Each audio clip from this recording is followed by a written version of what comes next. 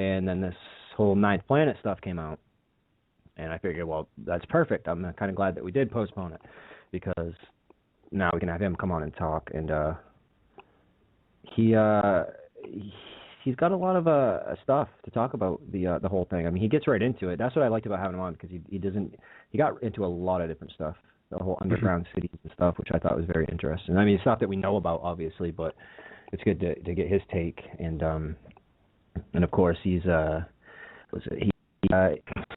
Bob Fletcher is a retired investigative journalist who conducted a probe into the CIA's involvement in the U.S. drug trade. His report was presented to several congressmen, including Sonny Bono, and since then turned his attention to the return of Planet X. So it's a pretty short, vague just bio. Well, I'm sure he's going to have a lot to say about this news recently. Yeah. I'm actually, I refrained from actually discussing it with him in the emails, because like I talk to a lot of people, like I talk to Dennis McKenna once in a while, about the and stuff like that, conversations through email and stuff like that, and I refrained from doing it with Bob, because I was like, well, no, I'll wait till he gets on the show. I don't want to. So what's the deal? I mean, with this Planet X, I mean, the deal. A lot of people I can't say a lot of people. Not too many people talk about this, but but the people who do talk about Planet X suspect that this could be some sort of conditioning. I think it could just be the government's way of putting a story out so they can just play stupid when it finally does pass us. So they can claim that they warned us. Yeah. Like. Hey, we warned you. Yeah. Right. We told you. And it's not going to work. People are going to be pissed the fuck off when it passes. That's when the governments of the world are going to collapse, I believe. I mean, that's what Zeta Talk claims as well. They claim that the government's going to try to pass martial law a few times, and they're going to fail, and the people are going to rise up against the government when this thing finally does pass, because they're going to realize, holy shit, the government was lying. And yeah. So people are stupid, but they're not going to be that stupid, No, well, I mean, not that forgiving. We hope not, anyway. Yeah. Well, if the Nancy leader is correct, and if she's actually channeling these Zeta Reticuli alien gray beings, then there's a good chance people won't forgive the government, which needs to happen. We need to fucking overthrow them. Don't forgive them for anything anyway. No. I mean, we're pretty naive and stupid, though.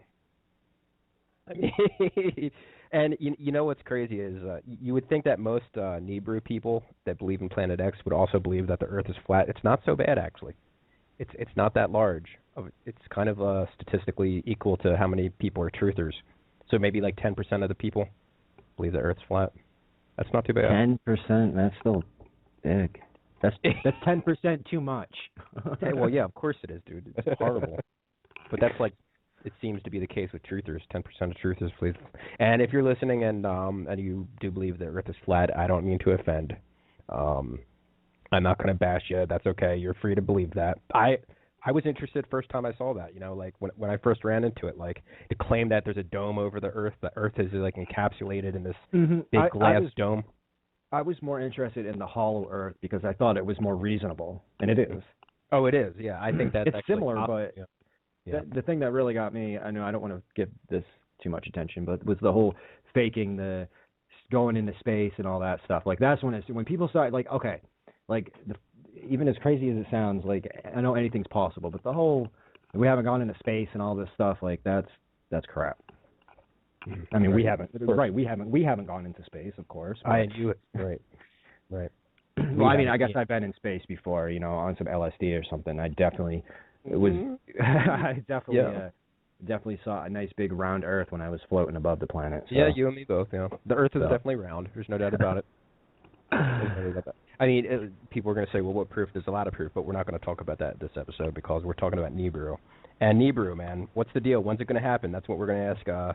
We're going to ask Bob. There's a lot of photos and video footage that appear to show Nibiru. Is it real, or are these photos just sundogs? A lot of them are sold. Right. And with this ninth planet, now they haven't actually seen that this is basically, they're basing this off just physics, right? They haven't seen it. They're just like, I guess he could probably explain it a little bit. I didn't actually get into it. I didn't actually even, I read that article and I shared it. I think I shared it on the website too, but I didn't get like too deep into it because like whatever. I'm just gonna wait. I'll wait till we get Bob on, and I'll let Bob. You know what's interesting about it is they found this research a while back, and all of a sudden, out of nowhere, it's trending. I remember reading it a few months ago. The claim was that they can't see it, they haven't discovered it yet. All they can behind the detect sun. It's behind the well, that's what the Nibiru people are saying, that it's next to the sun. But NASA is claiming that it's behind Pluto, and that we haven't seen it yet, but they're able to detect the magnetic force of it. And they're claiming that the magnetic force is so strong that this planet has to be 10 times larger than Earth. And that seems to be a lot of people claim that Nibiru is four times larger, but then Nemesis is the sun that travels with Nibiru. Yep. And I'm reading recently in these Nibiru groups that I often chat inside, and I'm reading that people are claiming that there are multiple suns traveling with us, and that there are multiple planets and moons. There's like almost a dozen objects, it seems, about a dozen objects. That's yeah, crazy. and like I mean, not crazy. Not crazy as in flat Earth crazy. That's just like, right. No, it's crazy. That'd be effing crazy if that thing by, because it would take up the whole sky, dude. It would look like a science fiction movie, you know. Absolutely. And the really cool thing when it does happen, and if it does happen in our lifetime, which I hope it doesn't happen in our lifetime, I don't want it to happen. You know, people it's happening. I do not want it to happen. That would be cataclysmic. Yeah. I mean, it's just this society sucks and everything, but I don't want us to like be destroyed. I don't want that would be. But dude, there's going to be some crazy plasma going on. Huge electrical plasma going from our planet to this Nibiru, because magnetic charges. It doesn't. We don't have to touch it. It just has to get. Oh no. Yeah. I mean, not even really close, but I mean, you figure. I mean, like that gets in. Yeah, man. That's. That's a great documentary recently. Something called I forget what it's called. It's made by the people who made the documentary Thunderbolts of the Gods, and but inside of it shows that the cave drawings that you see of in all sorts of different cultures across the planet, like that for thousands of years old. These cave drawings. A lot of these weird, strange-looking beings that you see in these cave drawings. Yep. They're not. They weren't actually people that these people were drawing on their cave walls. They were. They weren't aliens either. They were actually. They were the electrical. The emissions. What I just mentioned it. The coming from Nibiru to our planet, kind of like it's like a string of energy, plasma. Yeah. Going back and forth to the planet. And this thing is going to look crazy. And they were actually able to duplicate this plasma discharge in laboratories, and they record it on video. And the actual plasma that's going inside these laboratories that they film looks exactly like all the drawings on the wall. For instance, you know that the ancient drawing where you have the hand and the eyeball in the center of the hand? Yep. That's actually a plasma discharge that come from this large object. Yeah. And that's all right. And actually the hand itself is a mixture of plasma, and it's supposedly the planet Nibiru that in front of all these other planets. Okay.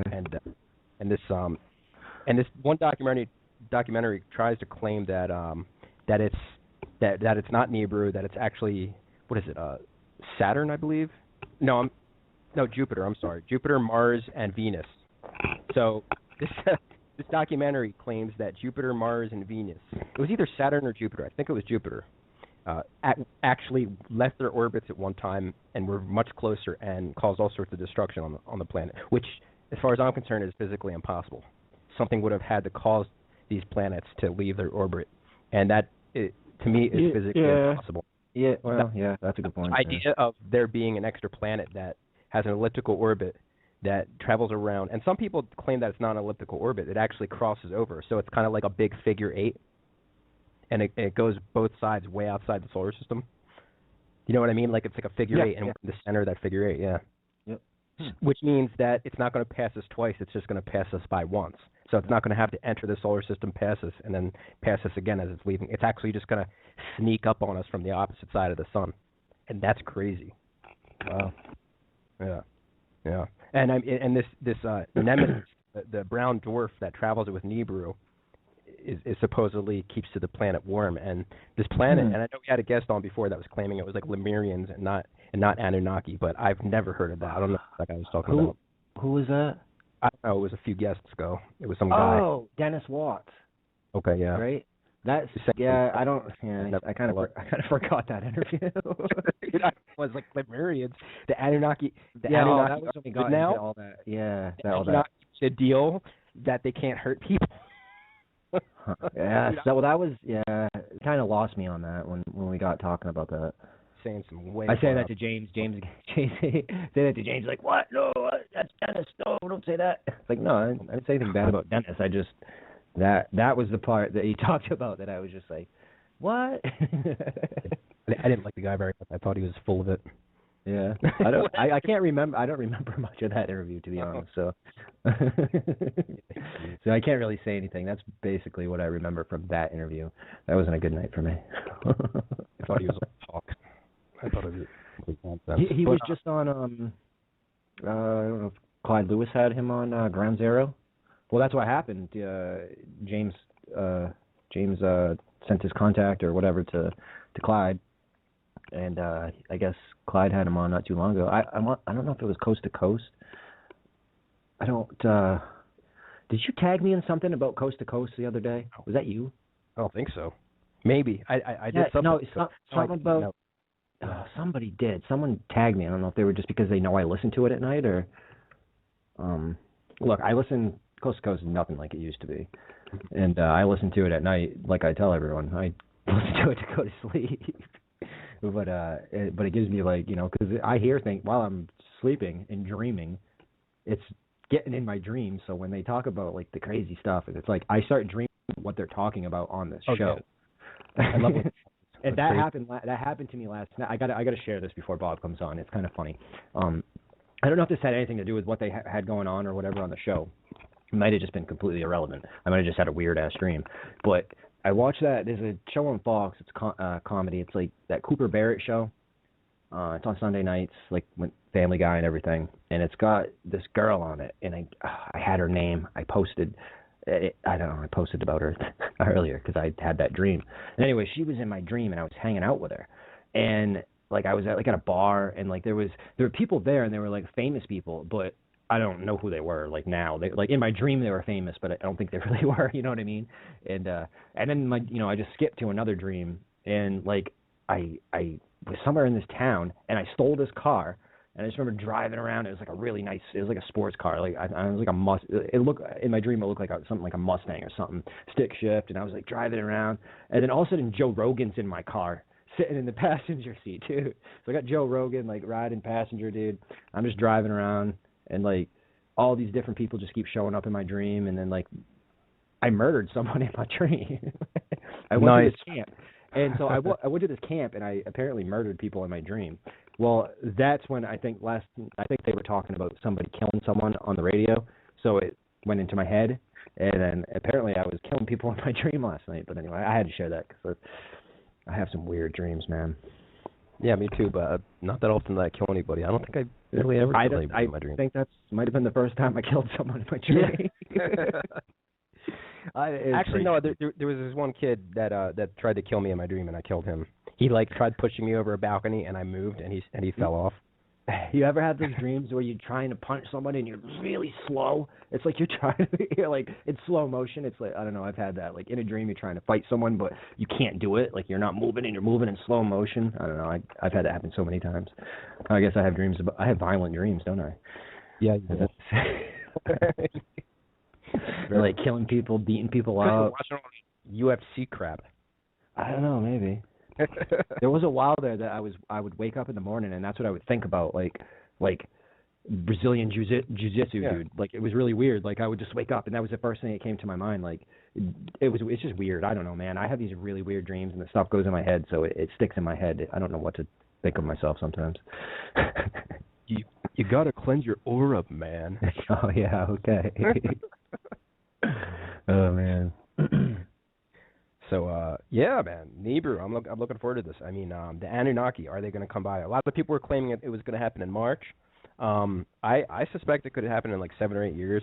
Aren't they claiming that whole RFID chip's going to come out in 2017? And if that's wow, we're already in 26. Jeez, man. Yeah, 2017. Wow. And, exactly. Oh, I know. And it's gone by fast, right? And if that's the case, isn't inside the Bible, like, because the whole prophecy thing, and this is like self-fulfilling prophecy. So the Illuminati, whatever you want to call them, the control freaks, they influenced the Bible, they influenced all the prophecies, and they basically wrote the prophecies in the Bible themselves, just so when the time comes, they could recreate it.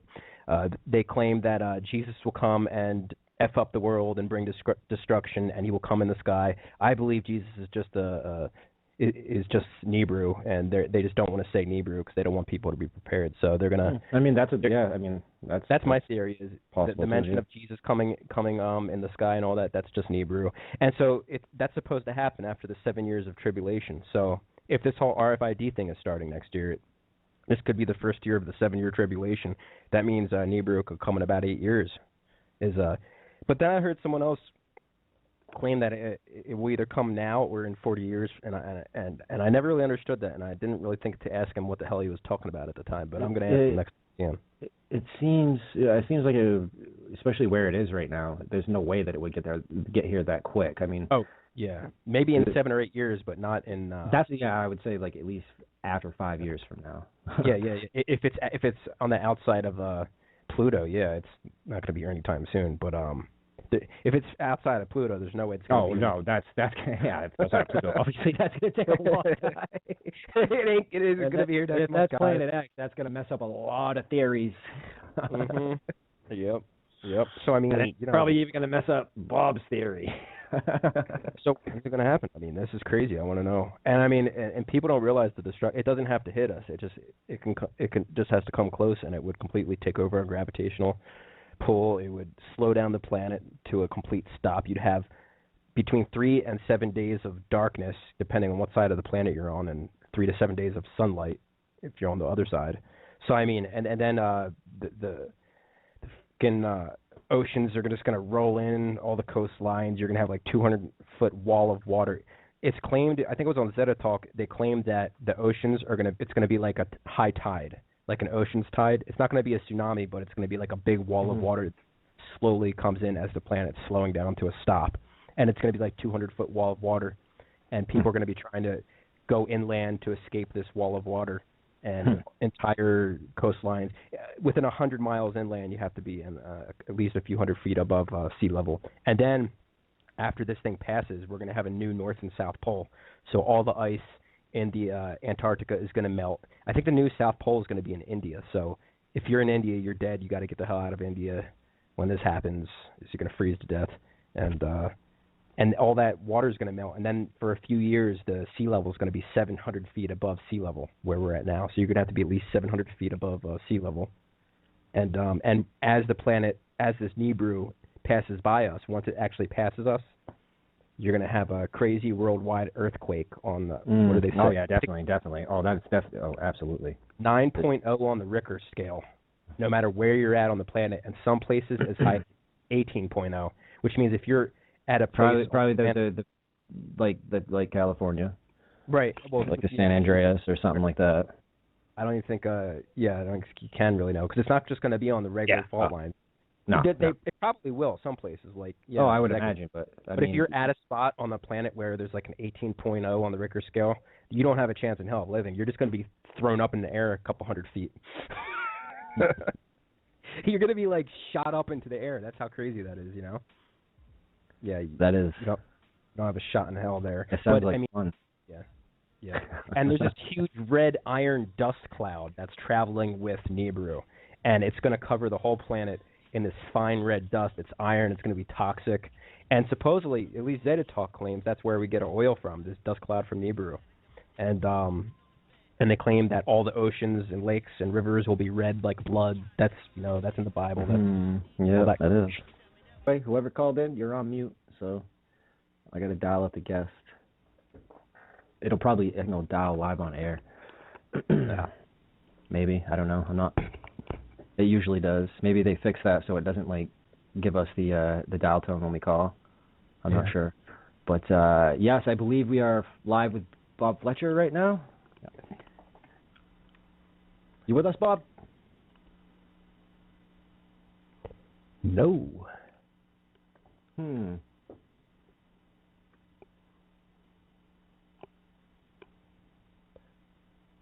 All right. Well, anyway, I got him dialed. picked up. I don't know if something's going on his end, and let me try this. All right. Huh. What is the deal? I don't know. I've never had this issue. It dialed out, so he's connected right now. He can probably hear us talking, but we can't hear him. Mr. Bob Fletcher, I believe your microphone might... Is he using Skype? Yeah, you would have to use No, it's a home phone, actually, so it really shouldn't be that. I know. Yeah, it shouldn't be any problems whatsoever, sure. Not any problems. All right, let's get this other connection I want going. to hear Mr. Fletcher. That's interesting. I've got to get his take on this recent news. I'm trying here. That's what kind of sucks about having to run the show and host the show and try to do all this at once, dude. I think that's him. Oh, that's okay, Michael. No, we got Michael. What is disappointment? Michael's my friend too. Michael's the restricted call that I answered. I would rather have you been Bob Fletcher, though. Yeah. Well, we still have Bob connected. He just can't. We just can't hear him. Are you able to message him on Facebook or something? I sent him an email and let him know that I was connecting to him. You need to do better than email. That's the only contact I have. You want to hang up and try calling him again? Yeah, I think I'll try that. It's weird. Okay.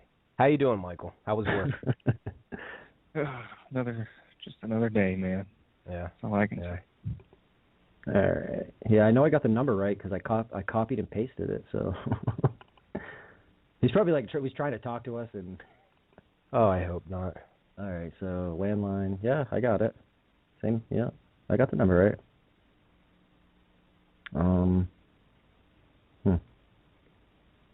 Sorry, folks. We'll get this figured out. This actually has not ever happened, especially with a landline. I can understand with Skype, but a landline, man, that should just try this. And so, that's Michael, what are your thoughts on Planet X? Oh, here we go. See, now it's now. Yeah, that's I didn't fine. do that before. That's weird. Hello. Hello, Bob. Contact with with Earth. Here, what are you doing? Okay, very good. We've gotten together. There's got to be a song in there someplace. Okay, very good. Well, we were going crazy here, and I don't know if it was your end or my end, but that's okay. I honestly think it was neither of our end. I think it was the Blog Talk Radio. It's all their fault. God. The blog God. Yeah. Okay, so what are we doing? Are we going to go on the air this week, or what's happening? Are we set? We're live right now. Okay, good. For the folks that are listening, we have no idea what's going on this side. We had the electronic wizards are fooling with us or something. So now we're contacting. Let's go from there. We'll make like nothing ever happened and start over again. Sounds good to me. So, hey, good evening. I'm just glad to be here. Yes, excellent. We're happy that you came on the show. And, I was telling Jeff earlier that I was kind of glad that we did postpone that last time because of this new not glad, you know what I mean, but just because it kind of turned out, I didn't mean it like that, but because it's good because of this new stuff that they're finally telling us that there's some other planet or whatever. So, yeah, so I guess we. However, we got to be careful with that.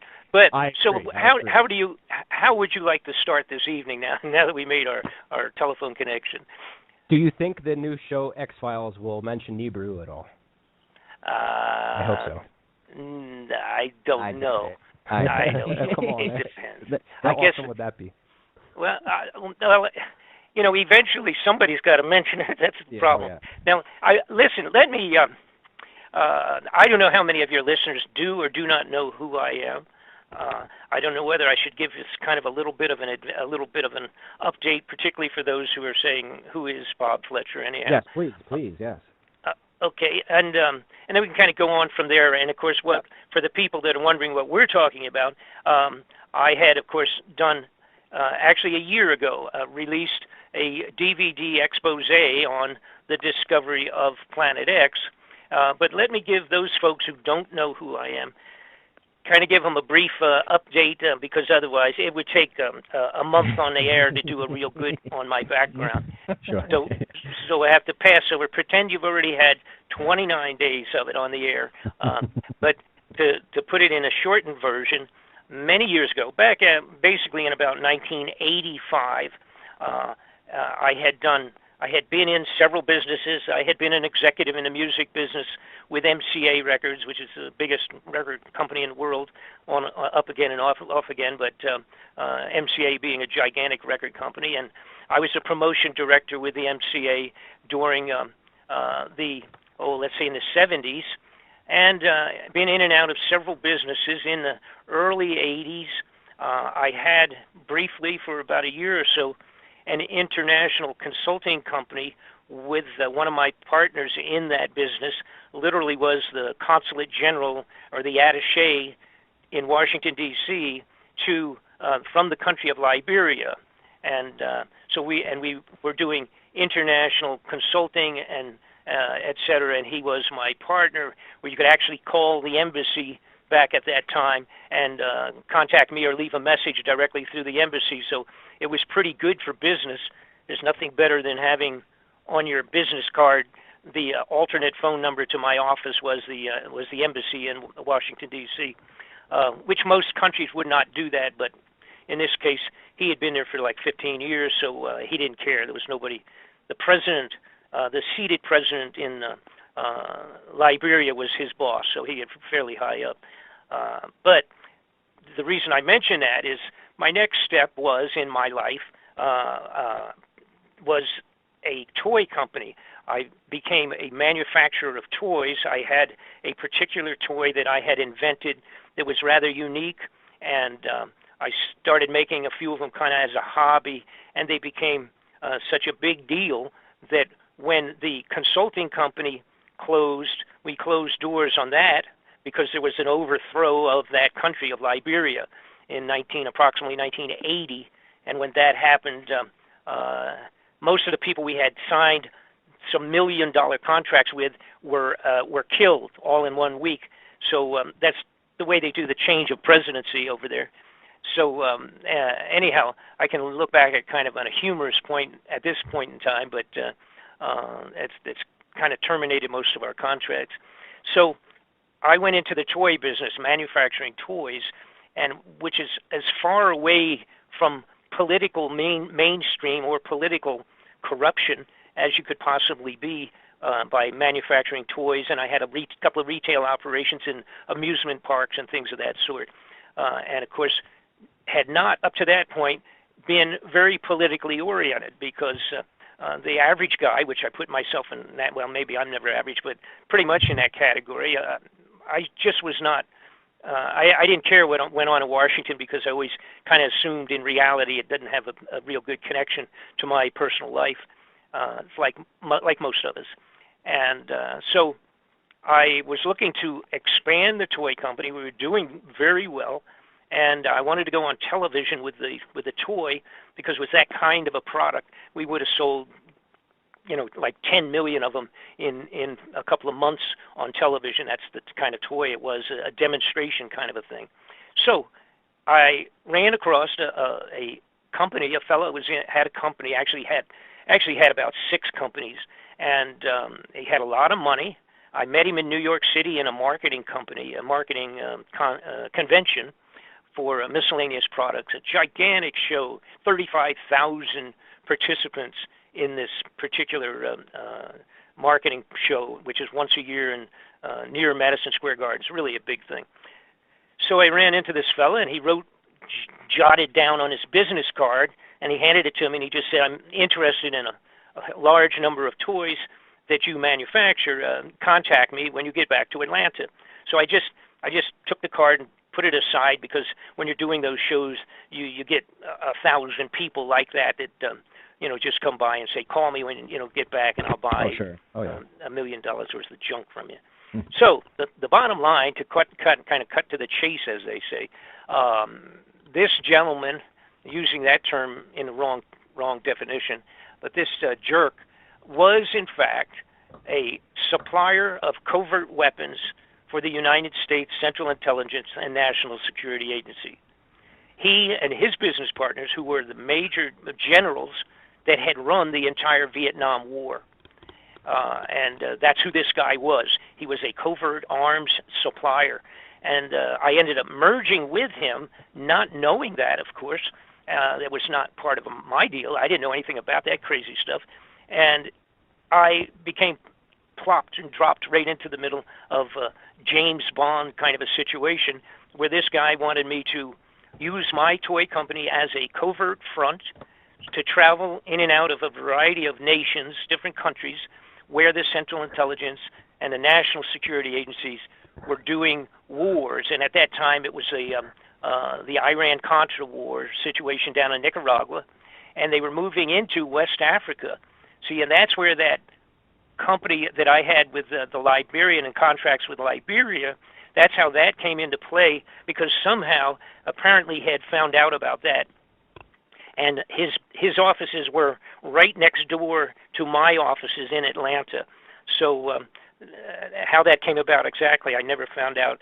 But that was the bottom line, was that he came and finally said, when I asked him, because I was meeting major generals, these big, very heavy-duty four-star generals coming in and out of my toy company, which is a little unique, and these people were speaking in foreign languages, and they were selling, supplying the Hellfire missiles out of my toy factory in Atlanta, Georgia. Now, I don't mean that we never physically had missiles on the floor in the toy company, but nonetheless, the operations, the meetings, and the sales, and all of that, the agreements and contracts were all going through the company right there.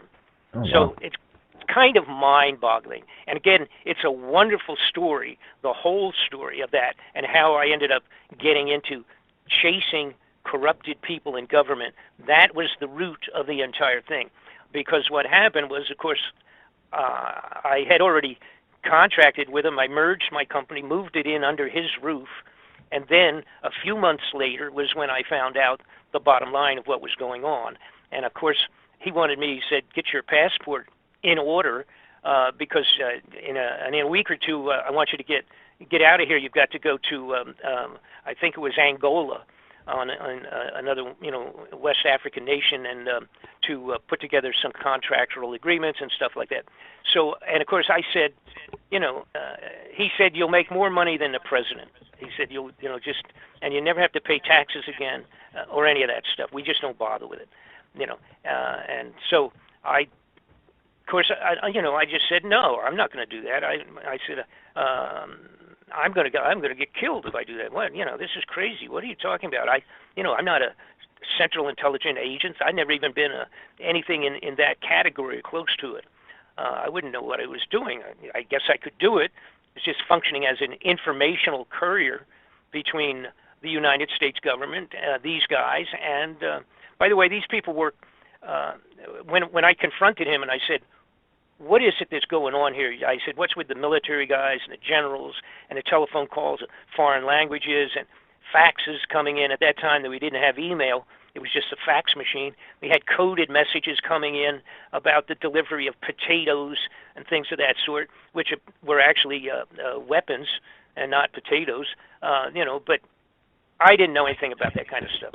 Right. So I backed off, and then when I started pursuing, I had a good friend, had been a lawyer for many years, had been a family friend, and I got with her right away, and I said, hey, you know that great deal that I got into a couple months ago?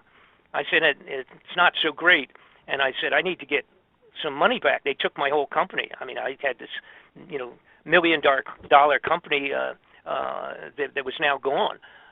So I was making 40, 50,000, whatever it was, coming through our just the toy stores in the Six Flags amusement park. So the bottom line was, when we started moving forward with the potential of doing a simple legal action, a fraudulent contract, and they had plenty of money. They should have just paid me my money back and been done with it. But instead, they told me to take a hike, and they said, basically, this fella, and his name was Gary Best, he put his hand into his pocket wearing his dress suit, suit jacket on, put his hand into his pocket, pulled it back out in the shape of with his fingers in the shape of a gun, aimed it towards my forehead, and said if I talked to anybody and went any farther with this, and then he just made like he was pulling the trigger and said bang, So these guys were who they were. They had run Air America. If you ever saw the movie that was done, it was so popular, called Air America, about the drug smuggling out of Vietnam. These guys ran it. They were Air America. Okay, that's who they were. Wow. They were assassins.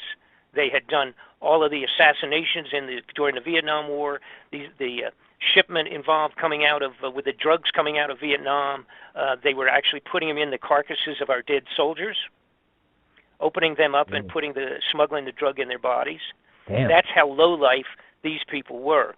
And it was only within a month or two of my exiting that guy and telling him, hey, I'm not going to have anything to do with this, that they started doing the peripheral investigation that became the Iran-Contra inquiries at the Senate and the Congress. And this was 1987. I was involved in 85, 86, around that period of time. So when I saw that, I was very angry because I had lost my whole business. I lost all, everything, and was unable to go anyplace because when we started moving forward legally, I received notification that my toy factory was classified secret, and those people involved with myself, of course, are referring to their own people, these operatives, that those people were all classified as being secret. We couldn't go to court, and the judges, the courts would not hear it because it was all classified. So I was really angry. That was about, let's say a year or so after finding out I had just lost everything, and there was no recourse. When I saw they were investigating the Iran-Contra business, I contacted, as a matter of fact, it was Senator John Kerry, who's now, of course, the Secretary of State presently, contacted him because he was headed one of the major inquiries at that time. And I simply said, I'm going to give you a couple of names on the telephone. If, in fact, these people are who I think they are, you tell me, and we'll go from there. And if it doesn't mean anything to you, then we'll just forget about it. And I, of course, told him the people that were involved. And he said, you're right in the middle of it. Can you come to Washington? So I did, went on up to Washington with my lawyer friend. And that started it. 1987, started myself. I became an interviewed witness in the Iran-Contra inquiries. And when that happened, from that point forward, I had senators and congressmen all over me because they were everybody had an investigation they wanted to do. An awful lot of it was connections of drug operations directly into the White House and drug operations into national security and the CIA and all of that. So all of those guys, they have their own little agenda to pursue who they would like to. And so they were coming to me saying, Mr. Fletcher, do you know anything about this thing over here? Or did this fellow's name ever come up over here, involved with this over here? And next thing I realized, I was in the middle of chasing corrupted people in government, and now it's been 30 years. So now and ended up being it's just so many, and it was a wonderful experience, mind-boggling. I mean, it's stressful, obviously, because what I discovered is that the corruption in our government, from the president down, including senators and congressmen and everyone else, for the most part, almost all of them are corrupted in one manner or another. And it's either a mild kind of a thing, a small level, or it's really pretty serious. And so in the last 30 years, I've been directly involved with probably 7 or 8 major investigations at the congressional and Senate level. And one of the biggest ones that never quite got off the ground was investigations that I was doing for and with Congressman Sonny Bono. And 15 days before that inquiry was going to actually open up on the floor of the United States Congress with Sonny, They murdered him. He was murdered on the ski slopes. Yep. They told everybody he ran into a tree. Yep. And everybody got a nice little giggle about how stupid he was to run into a tree. And he was dead, and that was the end of it. And we never got to get that off the ground. That would have impeached president and vice president at that time. It would have put people in prison. It was an amazingly heavy-duty inquiry connecting drug smuggling and murder and assassinations right up into the highest level of our security in the United States government, period. Wow. I had received I had supplied them with enough information myself personally, documentation, and even recorded statements of drug operatives and all of that. I had supplied all that to Sonny over a period of about 8-9 months. And in December of, try to get the right date, but I think it was, let's see, what would it have been? 90, okay, so it would have been 97, December of 97, most of the year of 97, I was doing that, supplying that information to Sonny. And in December, about the 10th of December, they called me. I was living in Los Angeles at the time. They called and they said, the committee it's all done. It's ready. We're going to have subpoena powers to carry out this investigation and on the floor of the Congress. Can you plan in January to get into Washington? And we actually going to have subpoena powers.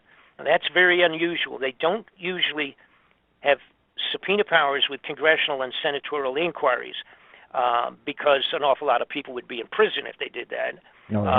Because the reality is the Senate and the Congress in their inquiries are completely fraudulent.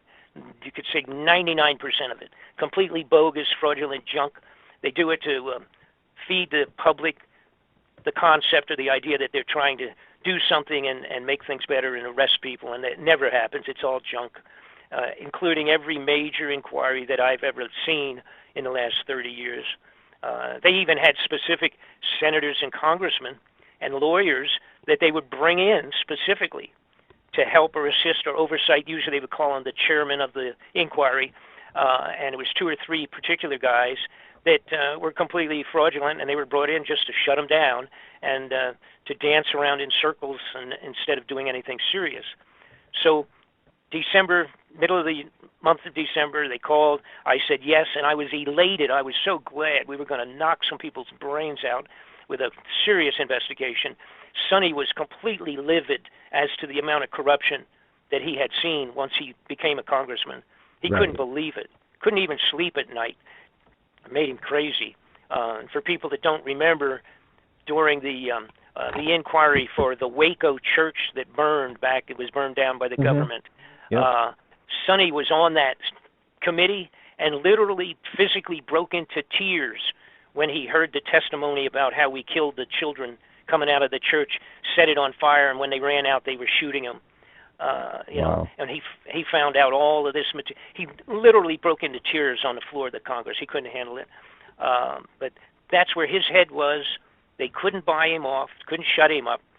So the alternate, therefore, was to kill him before that committee opened up. They went on their break on about the 15th of December.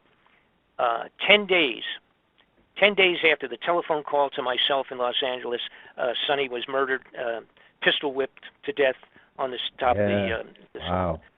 And I did do an investigation on that separately, which is in a DVD if anybody's interested, a complete coverage of my investigation on that, including his autopsy and all the rest of that. There's absolutely no question that he was murdered. I believe it took us 2 years almost to get the autopsy, and I was working for Sonny's mother, actually working for Sonny's mother and her attorney in Los Angeles, and she couldn't get it. You know, that's how corrupted this thing was. And so we did finally get it. It didn't, you know, and then of course I was unable to go any place. I wanted to have it reopened, but I got, you know, and there's a lot of reasons why. Primarily, it was the people that had the best information. All of them benefited from his death in terms of financial or something. So, end of story. So now it brings us up to where we are a couple of years ago. Again, I have about 10 DVD reports that are available to the general public. They can get them if they're interested at my website, bobfletcherinvestigations.com. They're all investigations that I was directly involved with. They're not reporter. I'm not a reporter doing things of other people's miscellaneous hand-me-down stories. They're all my own personal experiences, and they're all pretty good. It's includes material and documentation that other people never had. I had in my possession back in the 80s, I was able to secure Oliver North's all of the notebooks and all of the transcriptions, not only out of his computer, but out of his front vest pocket. I had his own notebooks, actually, where this Oliver North, by the way, for the younger folks, he was the primary character in the middle of the Iran-Contra arms deal and the drug operations in and out, swapping drugs for weapons with the CIA and with those characters that were in my toy factory.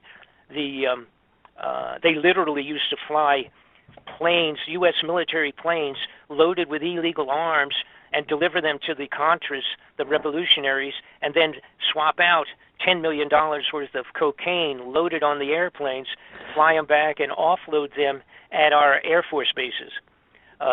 So that's how directly involved everybody, which included Bush and Reagan. Reagan, I don't know if he knew. I don't know whether Reagan knew a lot of. I don't know. I'm not sure, but he was the kind of guy that of course, Reagan and Bush was his vice president, and then he became president and continued, and then his son became president and he continued it. They used their oil rigs for delivery points for the narcotics and all of that. I've heard that. But I literally had all of the documents that were sufficient unto themselves to impeach the whole bunch of them and put them in prison.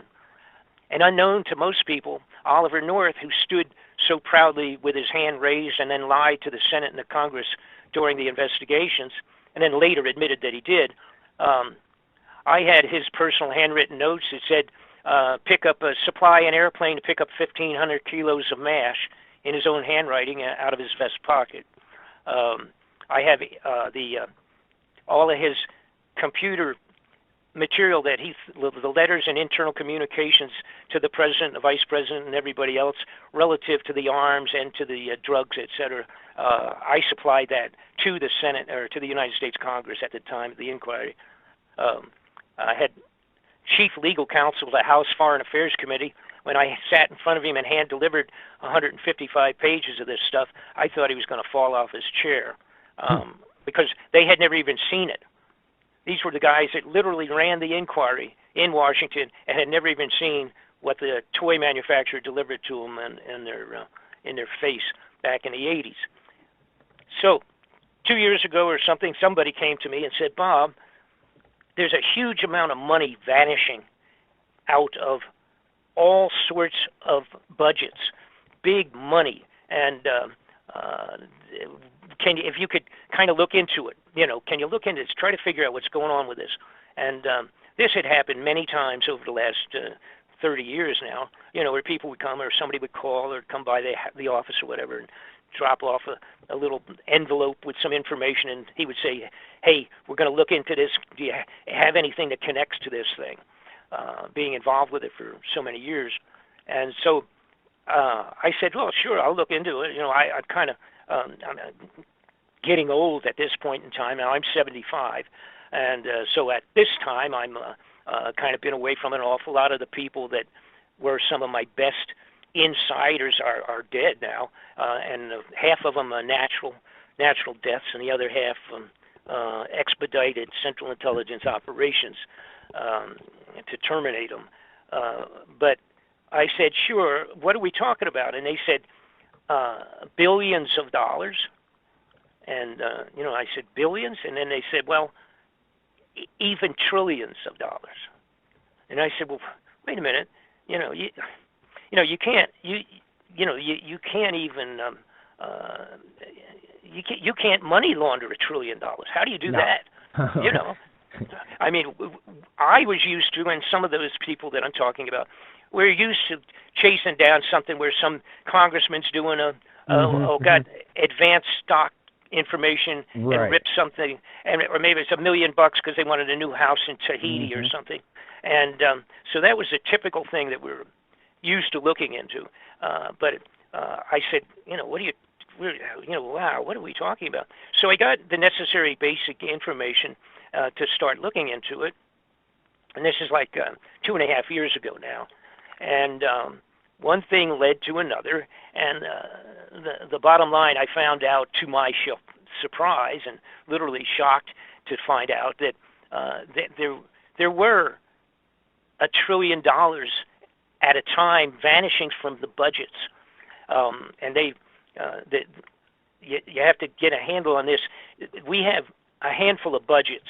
You had the legitimate budgeting for government operations, which are supposedly agreed upon by the Congress and the Senate. They never read that stuff. Sometimes you're talking about a 4,000-page budgeting layout for, So any time a congressman said, I went over all of it, before I voted, that's baloney. I mean, it's almost, it's laughable, and it is ridiculous. It is. They say, oh, we carefully went over it, get out of here. That's a joke. So, but you have the budget that theoretically is there year in and year out, and they vote on it and change it and update it and all that, and usually try to put little things into it where they ripped off a couple million to go into their district so they can get elected again next year to build a library for blind people or something like that. Some of the projects that they do are absolutely ridiculous, like investigating why rats and mice can't see good on a foggy afternoon or something like that. You can't imagine the money that goes into different districts under a congressional person's name or a senator's name in their area for stupid, moronic, unbelievable things. $1 million here, $2 million here, $3 million there. And then if you look closely at it, you'll find out his cousin is a guy that's running some company someplace, and he needed a $10 million financial assistance, and that's what it amounts to being. Stuff like that. All right, but that's not a big deal. But what was going on was they had black budgets that are interesting.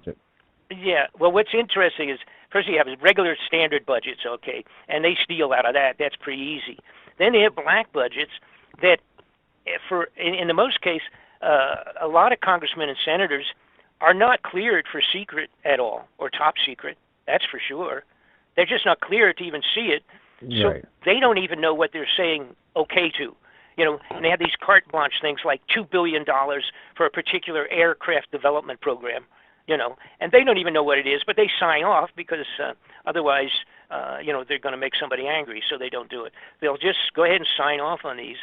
And we have to remember, too, that what I just said, that is that the senators and congressmen, very few of them are at the top secret cleared level, period.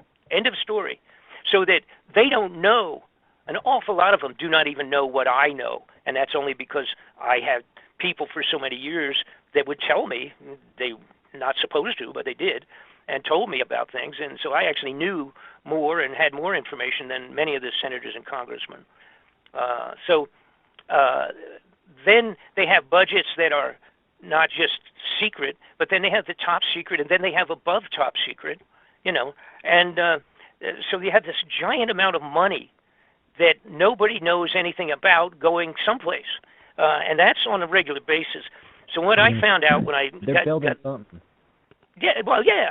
So when I got into looking into it, and which became the this heart, this center of the investigation that I just completed a year ago, finalized it, and released a DVD, made it available to the general public, and it is that in 1983, some point in time there, when Ronald Reagan was president and George Bush was actually president but was pretending he was vice president, he and his administration, they came in and they said, we got some really bad news. The rumor of Planet X, which had been banged around for 50 years, I mean, been written up in stories and books and movies and all kinds of stuff about this planet called Planet X Nibiru, whatever you wanted to call it. Zacharias Sitchin. Zacharias Sitchin had an awful lot to do with it. He wrote several books talking about his deciphering thousands of clay tablets. As a matter of fact, there was like 22,000 of these. They were discovered in the Syrian area, where they literally had written and inscribed like books, if you will, and he was one of the few people that was able to decipher it. And when he did, he found out the story of this planet that comes around from the far reaches of our solar system, comes back around. He thought, and he claimed, that it was a 3,500-year cycle, an orbit, a cycle of 3,500 years.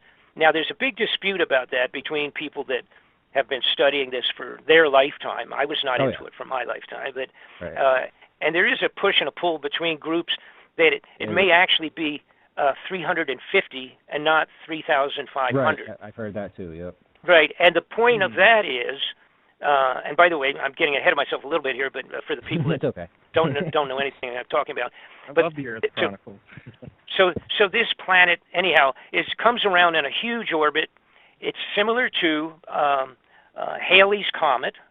Halley's Comet, which everybody knows about, comes around every 75 years. Now that you can set your calendar and give or take a day or two, 75 years, Halley's Comet will be back around again. And it comes around, goes around the sun, and circles back off into, again, in that case, it's a 75-year orbit.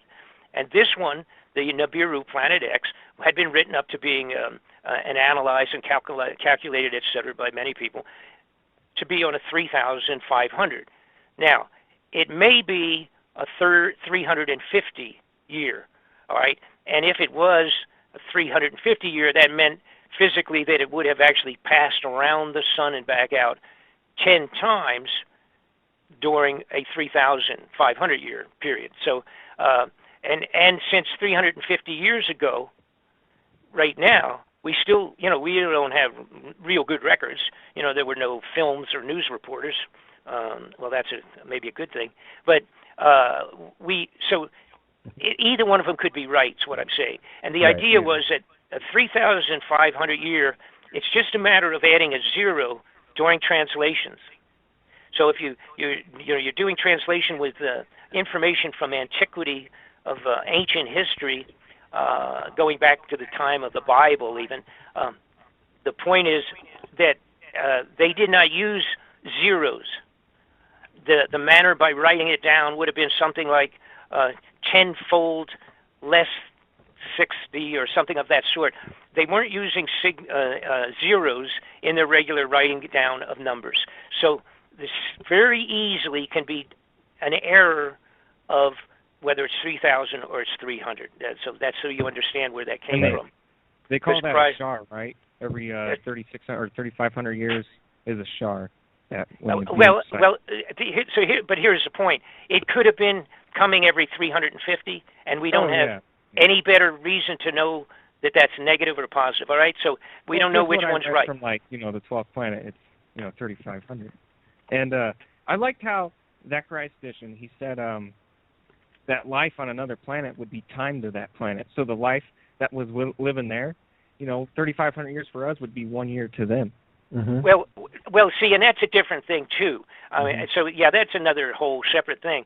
But it can actually simply be the fact that during the period of time that he was writing about, the zero was not a simple circular figure on numbers, and that it wasn't brought in, I don't think, until the time of the Roman Empire or something in that period of time. You see, when they started using zeros, and so the mistake is very easy. So we'll move past that.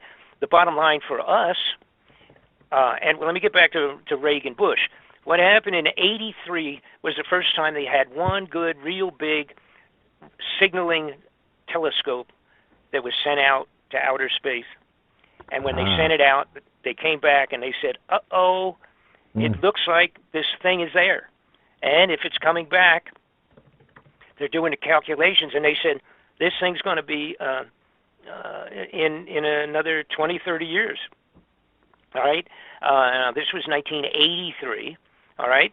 So anyhow, they did the calculations, et cetera, and they said, we are in serious jeopardy, because if this is going to do what all the old studies, including the Bible and a multitude of scriptural writings, including the ancient Chinese and the ancient Tibetans, the monks on the hills on the top of Tibet, and all these cave writings on the walls and all the rest of the stuff that people have studied for so many years, and a couple of people have done a great job, like a Mr. Gil Broussard had done a tremendous amount of studies on this, and even went to China, was living in China for a while, studying the Chinese writings out of the libraries and things of that sort, where they actually, 1,000 years ago or sometime, it was written down, in black and white, the entire travels of this thing coming into the sky and flying across, and they called it a flaming red dragon that passed this over the nation of China and all that. So they had all these writings, and it's in the Bible like crazy, and it's called the wormwood, and et cetera. It's in the biblical revelations, describes exactly the events that were described when this came around back in biblical times. So, it's not, it used to be joked about because nobody could see it. And then, of course, the realization is that it's an infrared planet.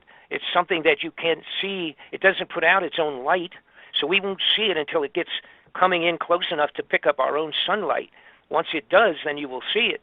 But what I discovered from doing, again, my investigations, and I was, the idea, and again, I was looking for the money. Remember that, okay? I was looking for, where does the big money go?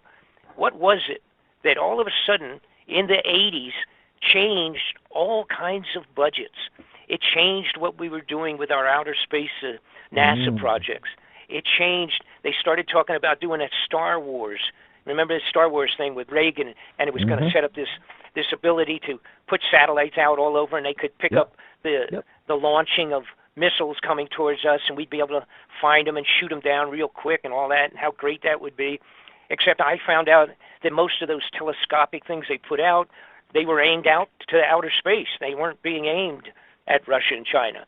I mean, they had some of them, of course, but the reality were that they were snooping and watching things going in outer space. Then I found out that the Vatican came a few years back and cut a deal with the government here, and in Arizona they built a huge infrared telescope, and that's in Arizona. And by the way, it's called Lucifer. I don't know. That's kind of strange for the Pope. Yeah. The Pope named it Lucifer. I thought that was a little weird, but he did. So I started looking, and I asked around a few directions with people that had contacts and also had some extraordinary brain cells.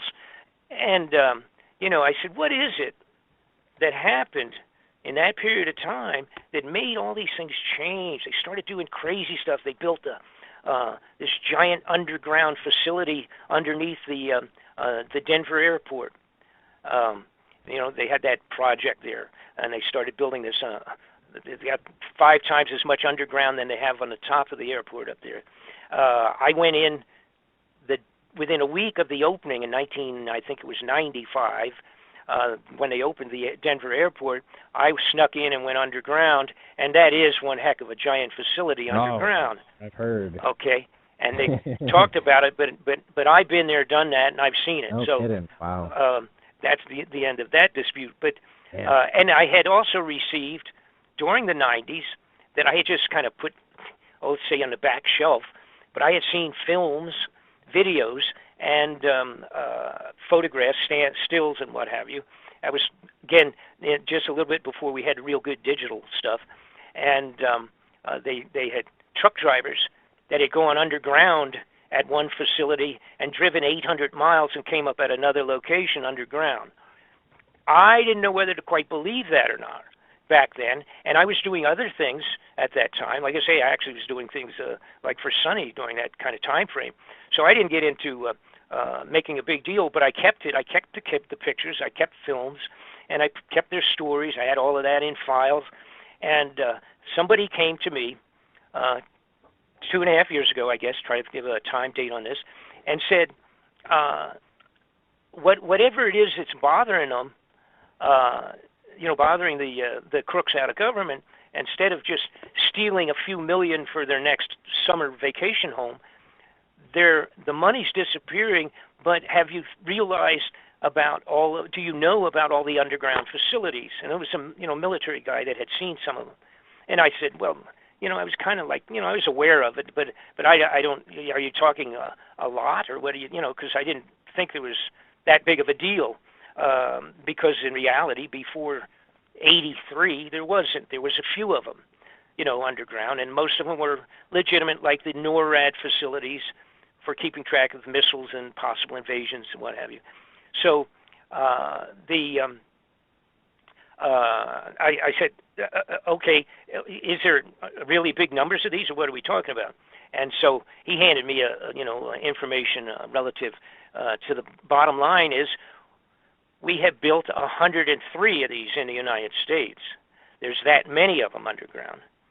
They literally are gigantic hideout survival facilities for the elite upper crust of the United States of America. We're talking locations that can hold 10,000 people. We're talking locations that have high-speed monorail magnetic maglev trains that go 400 miles an hour underground, and they go from one location to another. I have live footage of a few of the facilities that had been handed off to me that shows 18-wheelers side by side and passing at intersections under the ground in these locations. They have some of the facilities have extra amount of capability of growing foods underground, complete vegetation growth of necessities. They had, then I found out, I have paperwork related to it, I found out that in fact they had been for the last 5 years buying freeze-dried foods and survival foods by the millions and millions and putting them into the underground facilities. And with a time frame to have most of it done by 2012, 2014, the delivery of the foods. We actually have FEMA paperwork that shows their inquiry with some of the bigger companies and asking them how many tons of this food or that food could be supplied in a short period of time upon request, et cetera, et cetera. For the last 5 years, there has been a shortage of survival foods to go into the regular retail outlets above ground for the public consumers. They have had a shortage.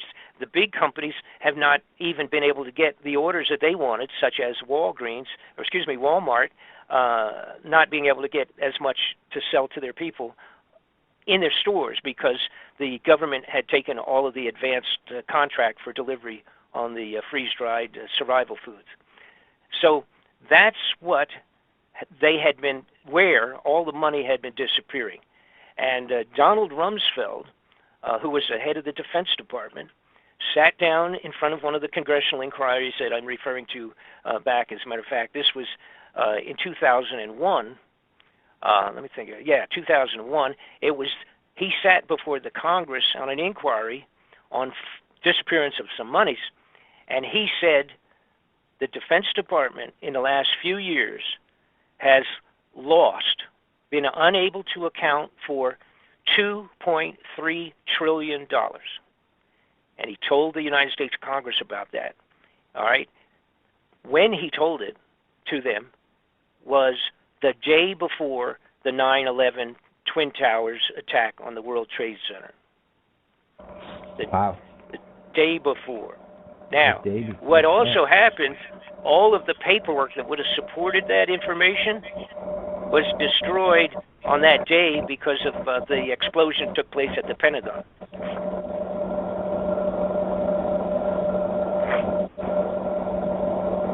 You still have me on picking up Mars. Is that your fan, Jeff? Anyway. Okay. Anyhow, so as long as we're still going.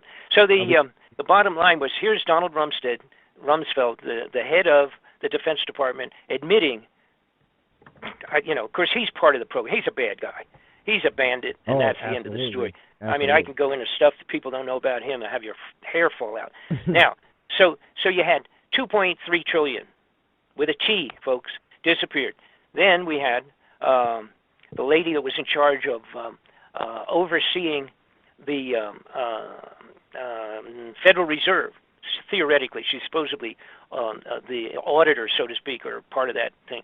There is no such thing as an audit of the Federal Reserve because the Senate and the Congress are not permitted to look or even ask for it. So when some senators and congressmen had requested to do an audit to find out from the Federal Reserve if, in fact, there is any gold still in Fort Knox, he was told by the Federal Reserve to go away and stop bothering them because they are not part of the U.S. government. It's an the Federal Reserve is a gathering of banks, an association of banks with a couple of people at the head, and the Congress and the Senate are not legally allowed to require an audit of the Federal Reserve ever, okay? And that's legitimate. That's the way they set it up. And the Federal Reserve, for example, Ron Paul, who came forward a couple years ago, 2008, wanted to have an audit on the gold. They told him to go away, get out of his office, and don't bother him. End of story. So the Senate and the Congress cannot get an audit of the Federal Reserve. All of the gold formerly in Fort Knox is now gone. The bulk of it, probably, and I can't give a good percentage, but it's either like half of it has been put into creating these hideout underground facilities, and the other half is still in bullion cubes hidden away in one or two of the underground facilities. The gold is gone. When Germany and a couple of other countries in 2008 came forward because they needed their gold. See, many foreign nations, almost every one. I remember that, yeah. All right. And what happens, every major foreign nation has tons of gold in Fort Knox on reserve, held for security in our Fort Knox, considered to be the safest compared to having it in Berlin someplace where they might have, not as secure. All right. So an example, Germany has 1,500 tons of gold. Oh, shit. That's right. 1,500 tons of gold in the federal Fort Knox system.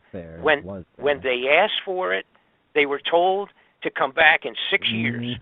Yeah. Now, what they ended up doing, because it started making a lot of ripples in the water, all right, what they ended up doing, they did give them, I guess, a couple of tons of it or something, but they didn't get all of it. And they didn't get a good, accurate audit. Nobody gets an audit. They just say, go away. And literally, it's a mind-boggling. It's nobody ever realized or paid attention to it. Ron Paul didn't, and Ron Paul didn't know. He went in there, and he said, the Senate and the Congress has to have an audit. They said, get out of here. They said, look at the way the mandate is written up. When we created the Federal Reserve, look at the paperwork. And he did. Right, and they were right. So end of story. So what do we have? We have trillions and billions over the last 20 years been slithering out the back door someplace. There's so much, it's mind-boggling. Something like in the Federal Reserve, by the way, who spins money off to foreign banks and gold off to foreign banks to kind of stabilize the world money situation. That is part of what they do. Of course, whether it's done legally or not, we have no idea because they don't do an audit. Okay. But the bottom line was this lady who I started to mention a few minutes ago was at the auditing position, so to speak. She came forward to the Senate and the Congress and doing answering questions. And one of the congressmen said, "We understand that there's $9 trillion that you don't know where it is. Is that true? Right. And she sat and I had this on film. She literally sat there and kind of said, "Well, we're just not sure exactly where it went. That is a right figure. It was like 9.2 or something trillion. She says it's going to foreign banks, but I couldn't tell you right now which banks have it. Okay, so there's another 9 trillion. All right, so just in not counting the gold, for crying out loud. And by the way, if you do the mathematics at $1,400 an ounce, and the amount of tonnage in terms of the gold is the numbers of value is really obviously becomes so much. You run out of ink with the zeros. It's really a tremendous amount of money gone.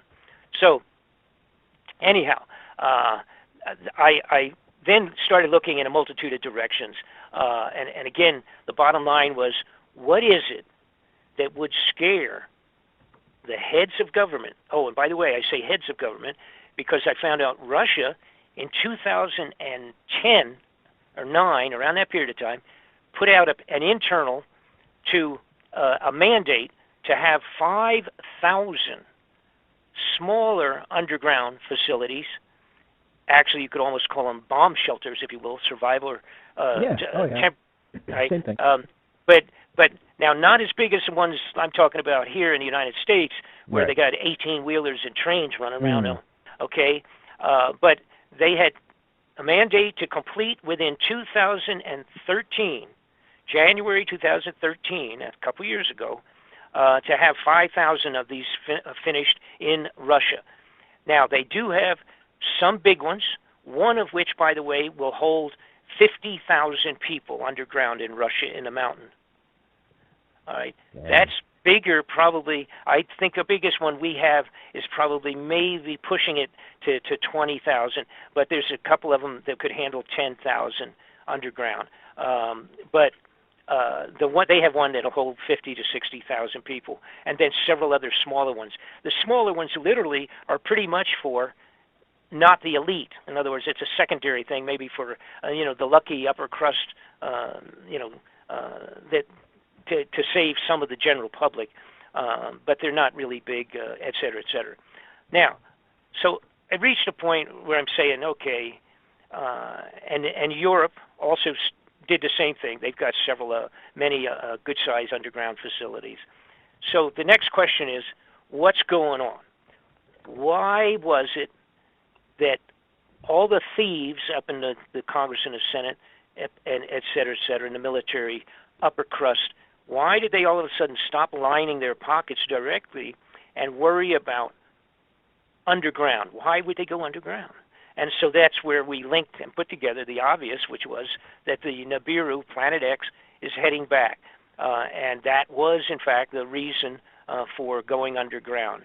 Now, at the same time, all along, going back to the 90, 95, and that period of time, was when the government was started supplying the sheriff's department and all of the different military sheriffs and police stations, et cetera, around with military equipment, grenade launchers, armored vehicles, water tanks, machine guns, tanks, bullets, weapons of all sorts and everything. They started putting these out to police stations and sheriff departments, et cetera, et cetera. Okay,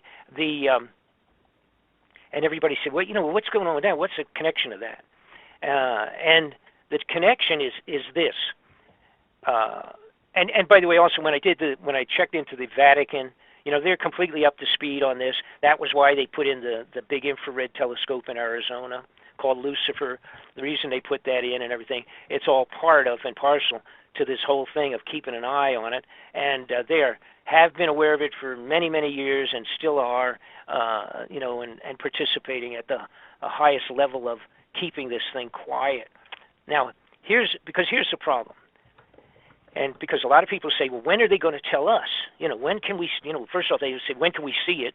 Next one is, when's it coming? When do we expect it to be coming back in real time? And when are they going to tell us what's going to happen? This is bad. We're not going to know about it. Well, the truth is, no, you are not going to know about it. And you will never have a formal, my fellow American speech from the President of the United States unless it is at the very last point in time, and at that time, he and everybody else will be underground already. Okay, they'll be gone, and the speech that would come out, if there ever is one, will be literally the last day's speech, so to speak, before it's about to hit, or it's not going to hit. That's a I don't mean to say that, but it's coming close to passing close to Earth. They have no intentions of ever telling the people of the globe that that's happening for real. So they're going to use it to depopulate the planet if they want to, supposedly. Right. So no. So here, but here's what happens. Here's what's physically happening, and why this comes back to the weapons going to the police force. What they're going to have to do is declare martial law in the United States before the Planet X Nibiru is starting to be seen in the sky. Once it's seen in the sky, headed in to go around the sun and then back out for another several hundred or a couple thousand years, whatever it is, all right, when it comes in, it'll be first seen as a star, like a new star. And it'll be coming in, it'll get brighter and brighter and bigger, and it will take about 3 to 4 months from the time it's seen in the sky for it to come around to its closest point, passing around the sun and then headed back out. Now, again, I mentioned Gil Broussard, who has real good studies on this thing, has done, and he's the one who went to China and has been doing the complete scriptural thing and can match up every single event to this thing with documentation of ancient times around the globe. So this is not just a handful of idiots someplace coming up with a funny story. All right.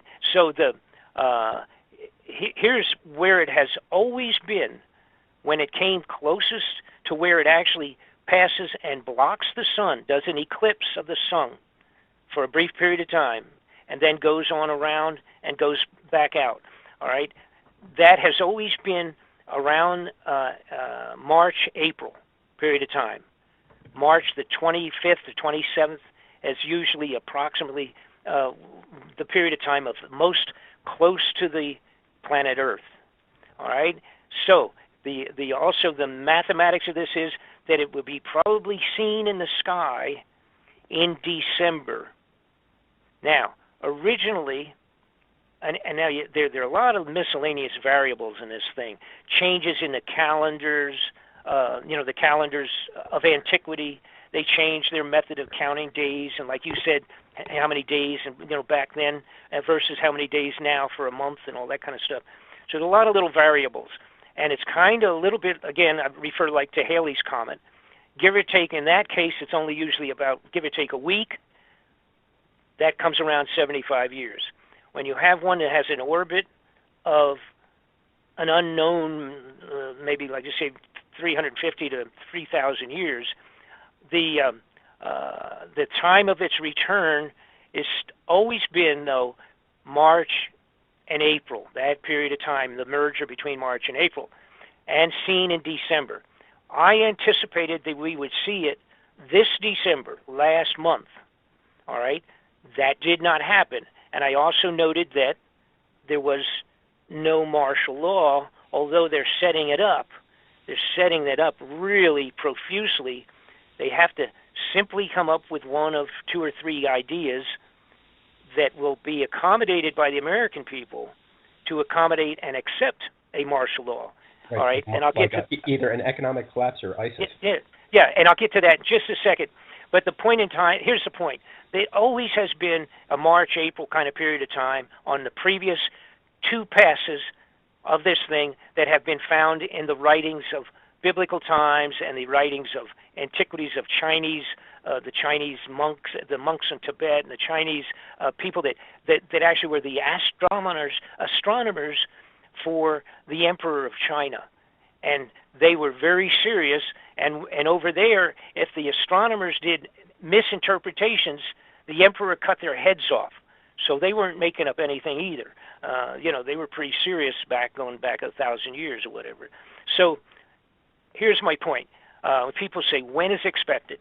All right, those people, even that differ with each other as to whether it's a 350 or a 3,500 time period, that doesn't make any difference. Politically, on the globe, the underground facilities are finished. They are still working on a lot of them, but most of them are finished. If they needed them next week, they could use them, all right? That's my point. They are filled with food. They are still putting food in and doing everything, final touch-ups on all of them. One of them, by the way, was the old NORAD facility that had been in a granite mountain for years. Unbelievable secured location, but that's an old one. And they went in, closed it down a while back, about a year and a half ago, did some changes to it, and they've now moved back into it. They're using it. However, NORAD, the normal old function of NORAD, is not being carried out anymore. It is another one of the underground facilities. The newer ones are astronomical. They're mind-boggling, like I said, with maglev trains, food growing ability, interfacing connections between one side of the nation to the other side in terms of underground roadways.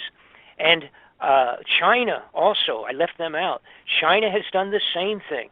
China started a few years ago, and they have thousands of miles of underground facilities. They built digging. We have a huge tunneling machines. And people say, how in the world do they dig into the granite mountain and finish this in a year? They have underground digging equipment that I also have.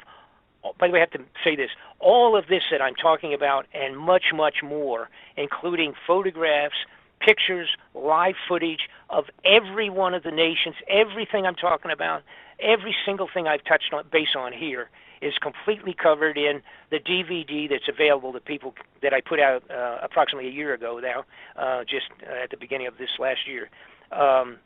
It's called Incoming, and it's available on my website, bobfletcherinvestigations.com. You can buy it. It's $24.95. It's 4 hours, double disc DVD report, has everything and answers every question. Now, let me get back, and we pay the postage on it.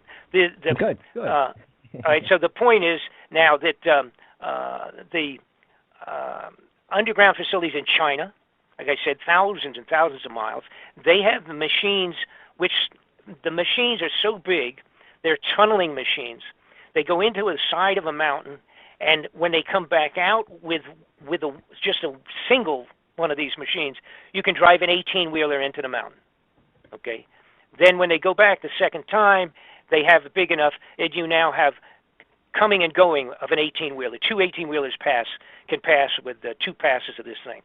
The Chinese, which I have pictures of, as a matter of fact, also, the Chinese built theirs with one unit that is two of our biggest ones side by side, and then another 25% larger in diameter in the middle of the two.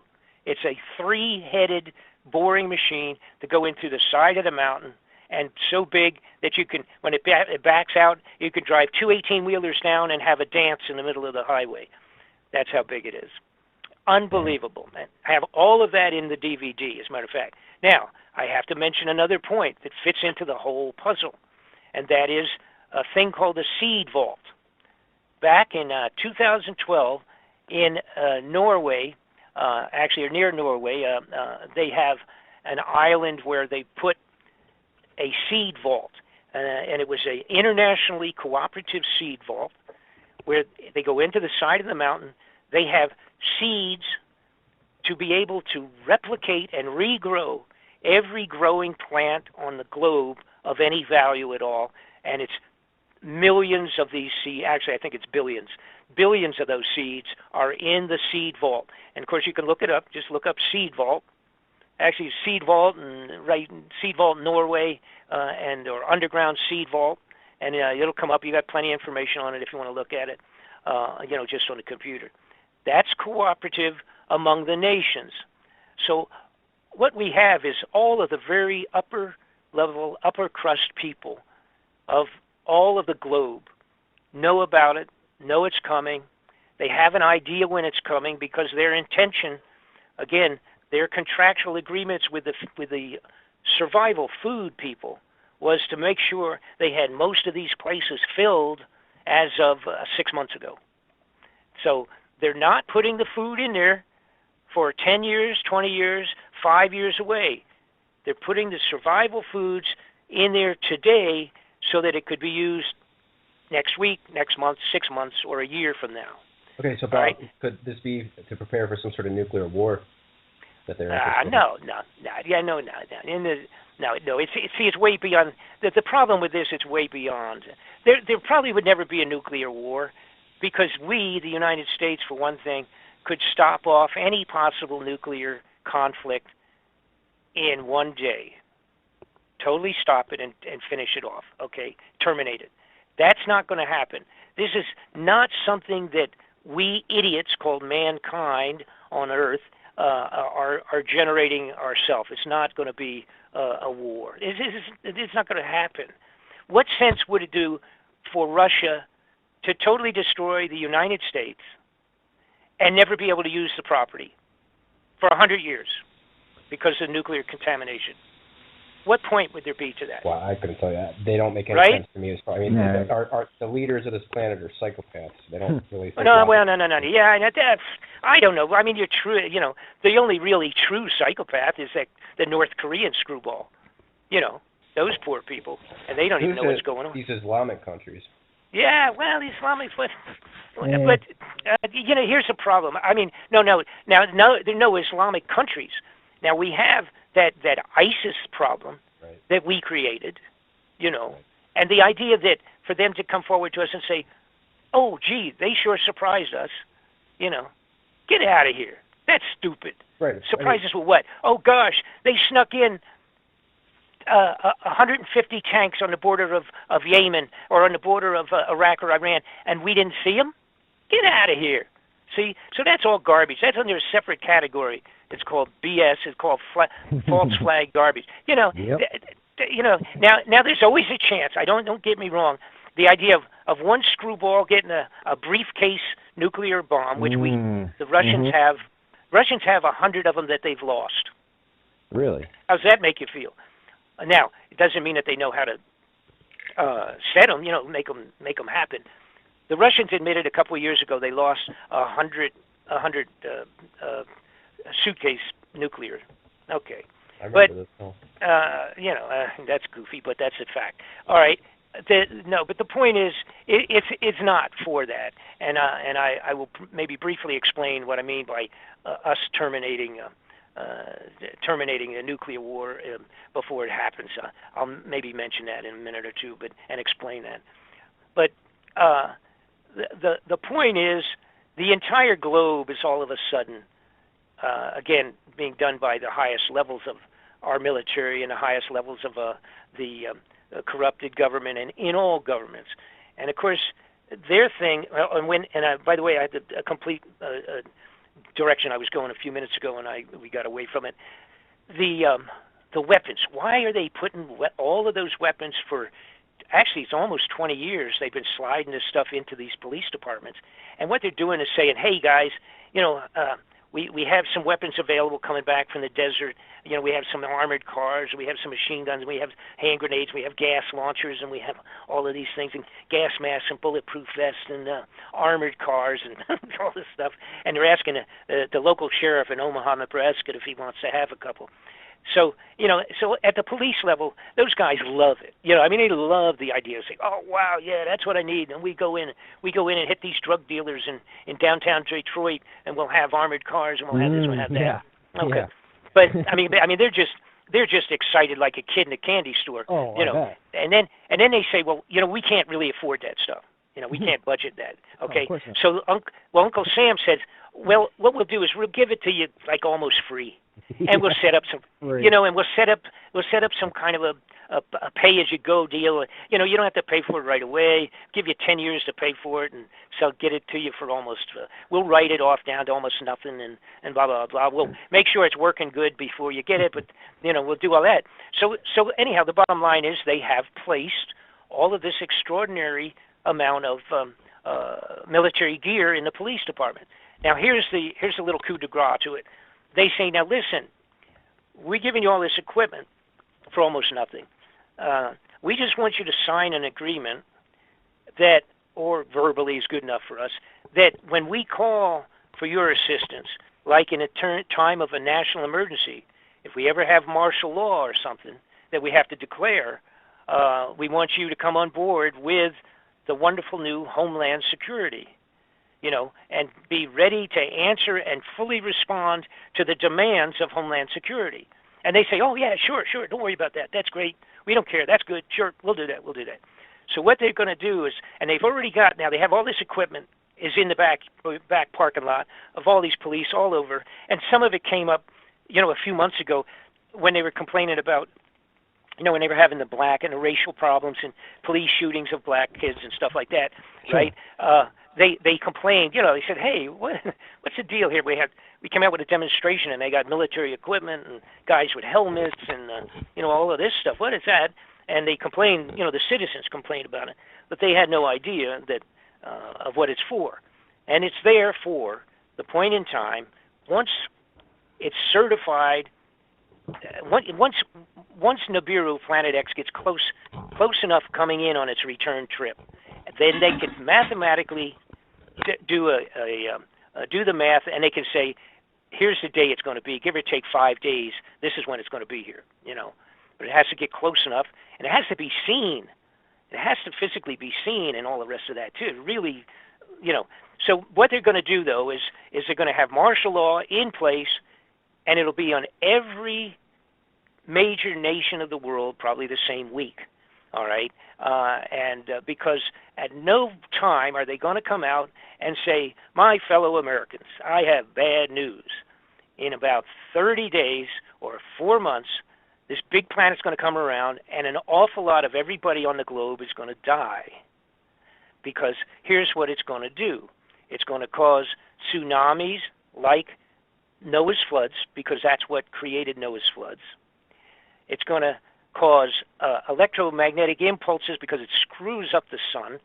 It causes all kinds of problems with the sun itself, whipping around, even though it's only a couple of times bigger than Earth, maybe 5 times the size of Earth, but it has an effect. It's already having effect on the sun. And it'll cause, the biggest problem will be when it comes around, coming by the first time.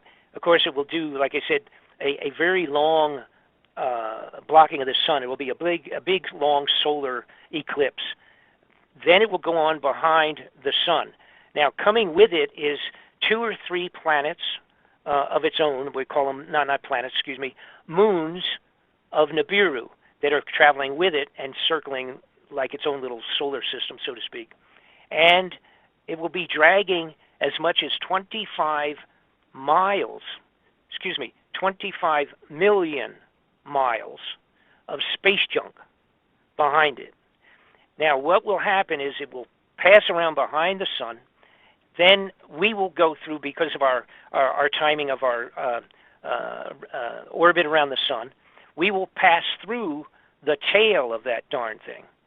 And we will have extraordinary meteor showers, because, or what will, for all intents, appear to be meteor showers. We will be traveling through the junk that's trailing behind it.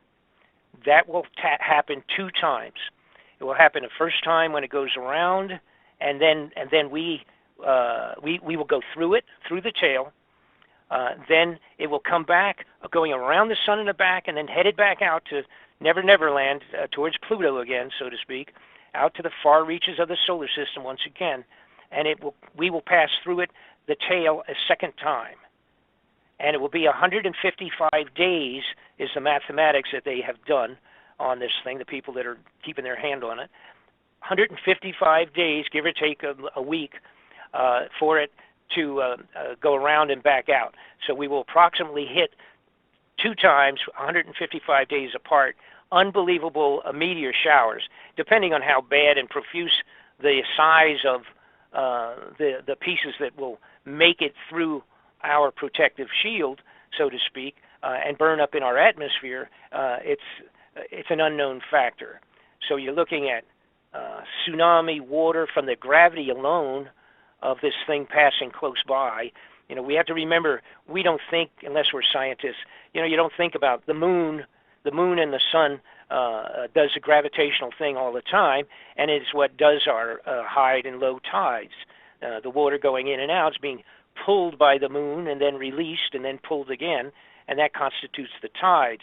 When you have something that's several times the size of Earth passing fairly close in terms of astronomical measurements, coming fairly close to the Earth on 2 occasions, it will yank the water right out of the seabed, probably as much as 100 miles inland on every coast of the entire globe will probably be washed off. Right before you came on, I spoke in detail about all this. And there's actually a couple of new theories I'm hearing that this orbit of Planet X isn't actually elliptical. It's more like a figure 8. So it's not going to, the claim is now that it's not going to pass us twice. But it's actually... Well, astronomically, I believe it's a physical impossibility to be what we would call a figure 8. It's actually just a big, elongated orbit. Now, and by the way, I was still skeptical in the middle of my investigation on this. Boy, right. I didn't want to put my name on this thing. You know? Right. Well, I don't blame you. I mean, I really didn't. I really didn't. And then, but finally, eventually, it's like, this is what it is. You know, I mean, I don't see anything else that would fit into all of this stuff. Everything, including, the Pope and the underground seed thing and all the rest of that crazy stuff. It's just way, way too many things, and the only thing it could be would be some extraordinary known galactic kind of a problem, something that's totally out of control of the average, of human beings. This is some external problem that can't be settled, like between Russia and China and America or any of that kind of stuff. And all of that local politics related to all of that stuff. Right now, it's all an ongoing show, for crying out loud, because they are scared at the highest levels on this darn thing, and that's all there is to it. They're just really spooked. But in terms of the orbit, one of the things that finally something that bothered me, because I thought, geez, they're talking about 3,000-year orbit, and I thought, God, that's like outrageous. That means this thing is so far out when it goes out. Maybe whether it's 200 years going out and then 200 years coming back, or if it's 1,800 years going out and then 1,800 years coming back, that would be the 3,500. All right. I'm thinking to myself, I'm not, like I say, not an astronomer. I know more about it now than I did, but the idea that kind of a giant orbit would exist and this darn thing would keep coming back seemed extraordinary to me. But then, lo and behold, back a few years ago, and I think don't somebody yell at me, jump on me on this, like in 1990s, I had people say, well, it wasn't 97, it was 92, who cares? Okay, but sometime around 97, we had, I think it was it the Hale-Bopp comet? I'm thinking off the top of my head. Yeah, you're right. I think you're right. Okay. Yeah. All right, so there was this a comet that came around. They saw it coming. They said, hey, we didn't know about that one. And they named it Hale-Bopp under the name of 2 guys that found it. And it came in, it swooped around around the sun, went back on out again. It was pretty neat. They knew when it was going to arrive, and everybody watched it, and they got wonderful pictures and millions of the tail on that was like 20 million miles. Okay. Yeah, you're right. All right. So I got all the pictures sitting in front of me. So you. Okay. So now what happens though? When I looked at it, they said it's 4,200-year orbit. Okay. For the Hale-Bopp. So they didn't know about it. They saw it. They found it. It came in. It did go around the sun. It did its thing, and it disappeared, going back out. And they did the mathematics, and they said it won't be back for 4,200 years. So then right away I said, so I had this little thing I was hanging on to myself personally that I thought 3,000 years was ridiculous, right? But now all of a sudden they say, there goes Hale-Bopp, and it's 4,200 years. So the idea that a real long, elongated orbit, like Hale-Bopp, is absolutely possible, legitimate, potential situation.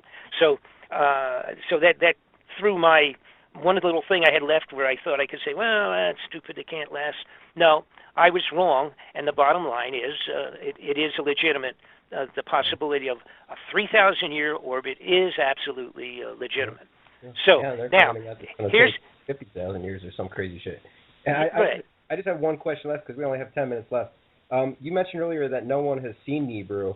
I mean, we're not seeing it in the sky in December and all that. Right. But I'm seeing I'm in a few video Nibiru groups, Facebook groups, and they're showing videos and photos. About that. Yeah. They're showing videos and photos of Nibiru. Let me answer that situation the best I can. All right. Good. I put in my DVD. I put some real good pictures of way out things that had been shot and that could or could not be whatever. But it's number one. It's infrared.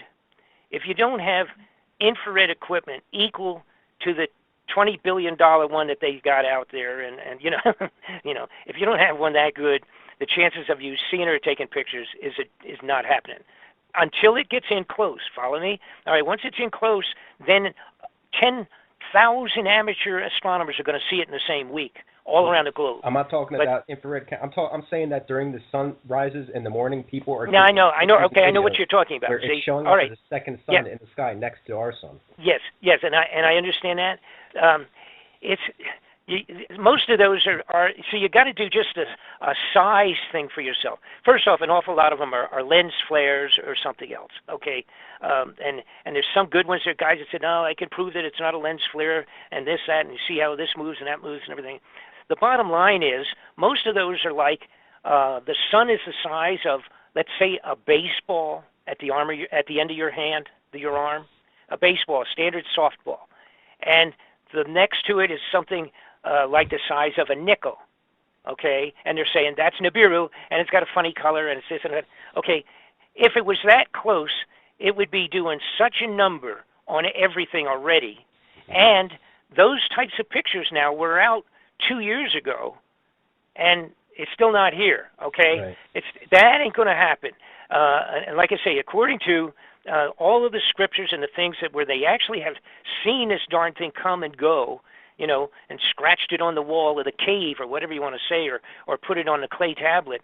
The bottom line was it was seen in 1 month, and about 4 to 5 months later, it came around and did its thing, got gigantic, came by, and went back out again. All right?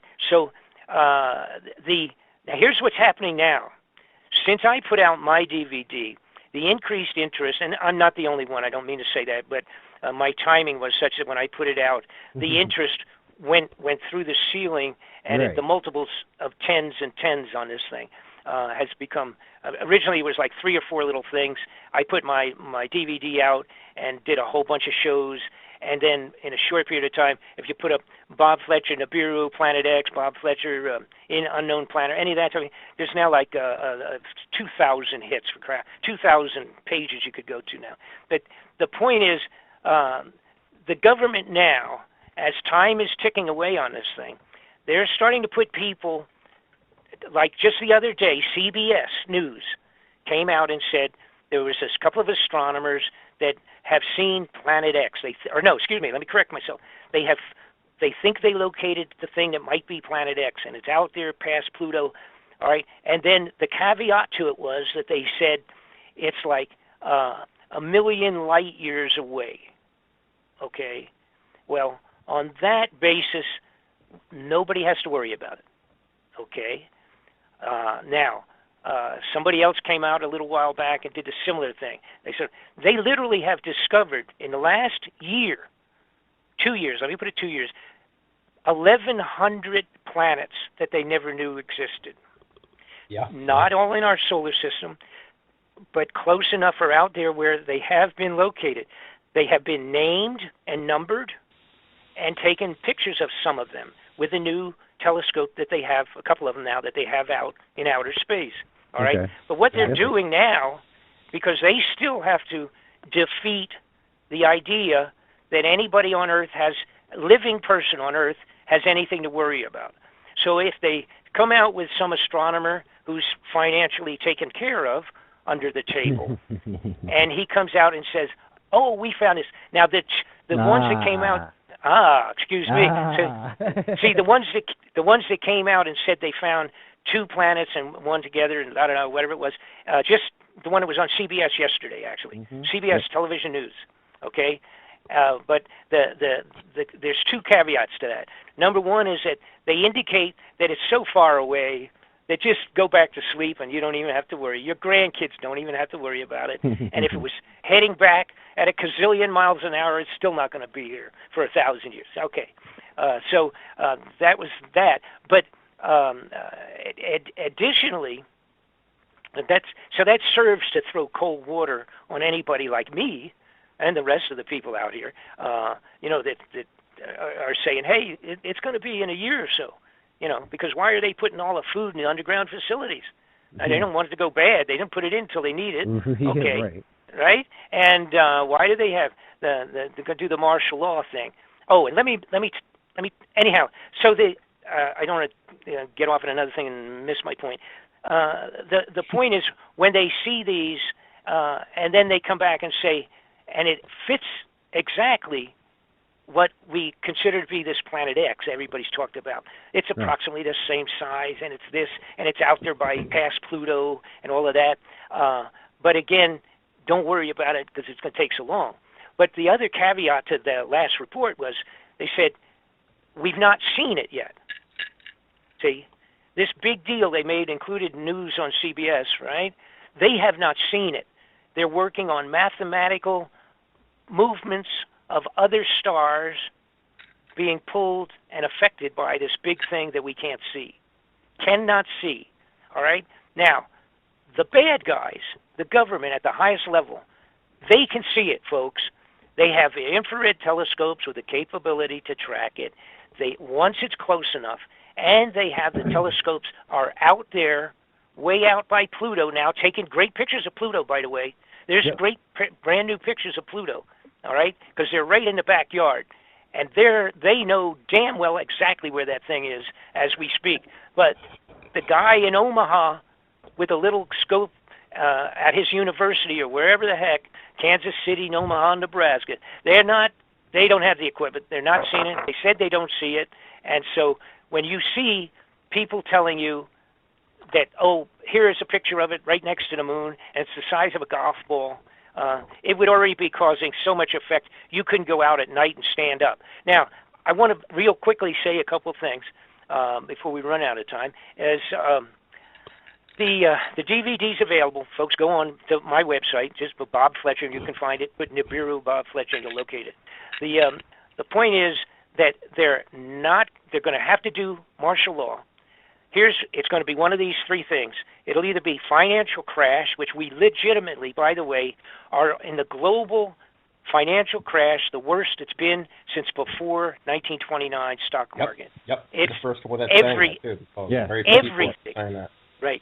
Everything is crashing. All right.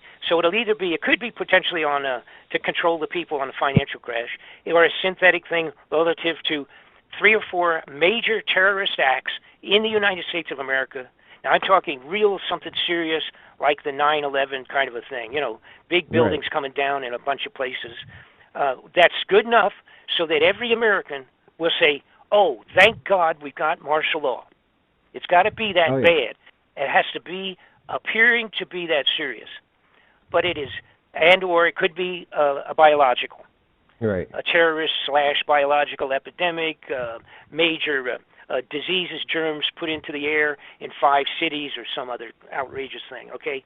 And the other one, now the last one is a confrontation that would appear that we're going to get into World War III, regular World War III like with Russia or China, all right? But those things are not going to happen either. China's not in a position to do anything like that. They are starving now. They're into a negative financial that they don't even know what to do about.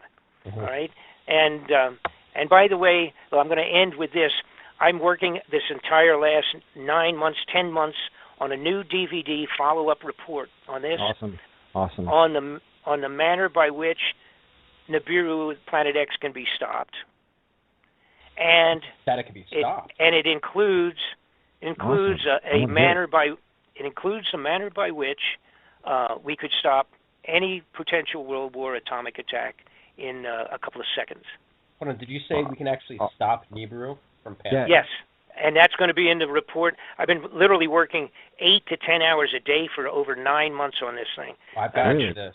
I'm trying to get it done and get it out. It's going to freak everybody because it freaked me out when I discovered it, more so than the fact that Nibiru might be coming in. Yeah, when is this going to be coming out? I don't see. I don't want any. I'll let everybody know. Hold on a second. We do have 30 minutes left, so I'm just. Okay. Okay, fine. That's cool. Okay, I just want to make sure that I don't want you to rush out of anything, so I just want to let you know. Okay. We do have 30 minutes left. Okay, good. Okay, very good. Then I'll keep going from there then because there's a lot to cover still. Please, I want you to. Yes. Now, I'm not going to get into anything on that new report at all, and I have to on tonight. I can't any more than I have because until I finish and it's available, I don't want anybody's ordering it or talking to me about it. But it's something I'm working on now. It will be done shortly, and I will let you guys know right out in front. I'll send you copies of it. Please. But, it's going to be done this year, though, in the next few months, maybe. Hopefully within 30 days.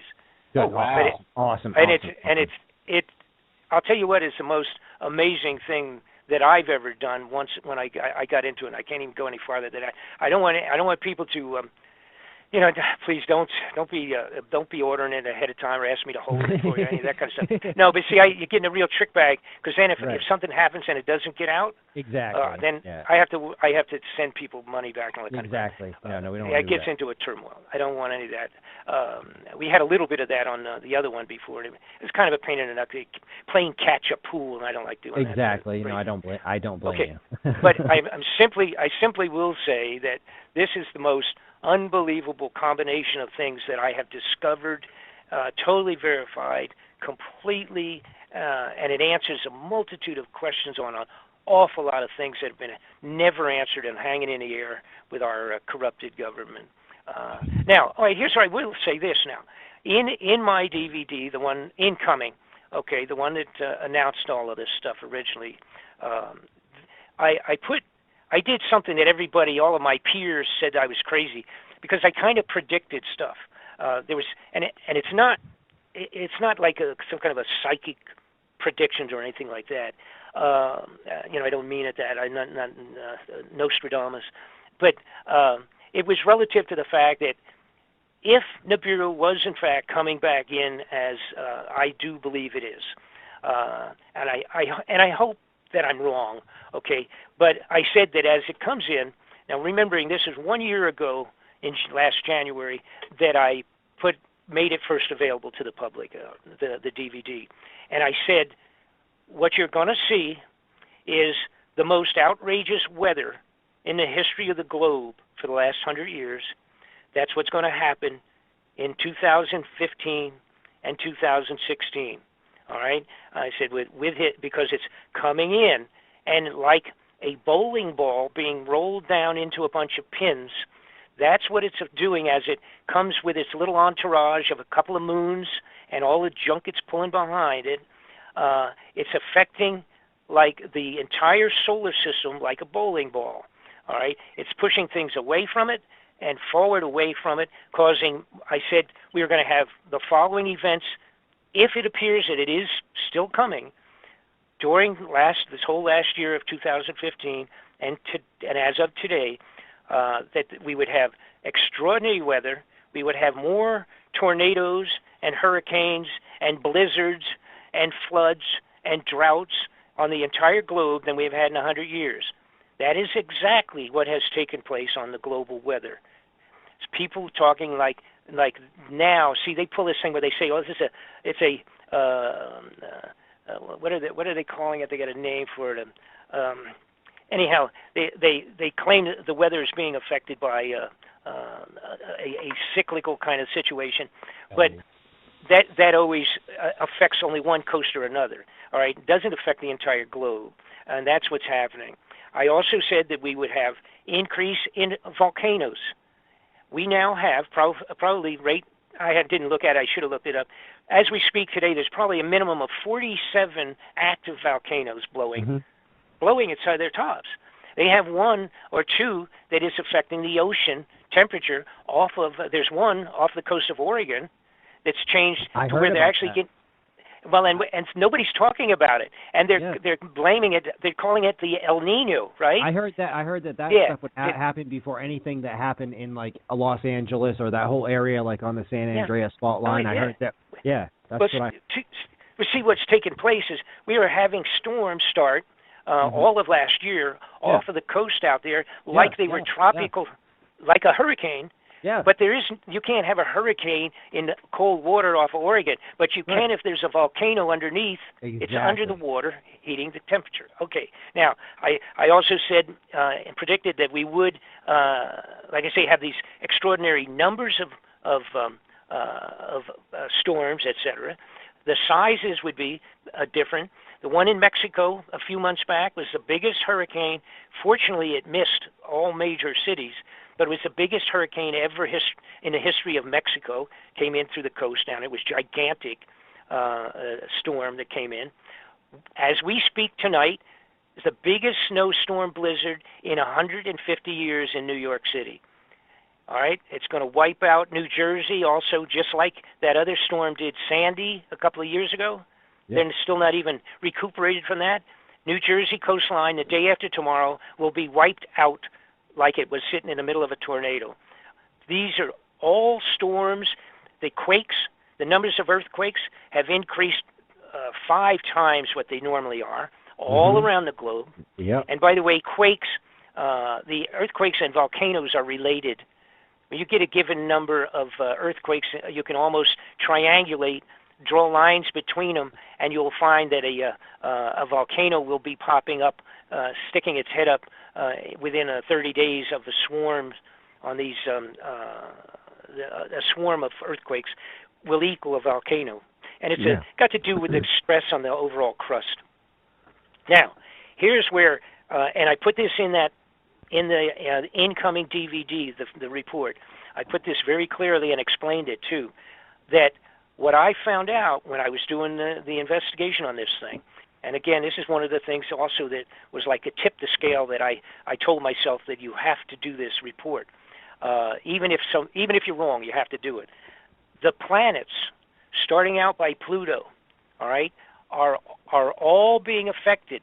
Now, they had already started to be affected back when I put this thing out 1 year ago, but they are now worse and being more affected than previously. Now, what I'm talking about is all of the planets as far out as Pluto, and including Pluto, is having a change in their atmospheres, the ones that have what we would call an atmosphere, change in the gas, change in the some of their orbits are being affected. They're wiggling, so to speak, or jiggling or vibrating in their orbits, changing a little bit. The storms, some of the storms on the face of these planets are changing. Some of them, like one big one on Saturn, I think it is, on Saturn that has been there for like 400 years.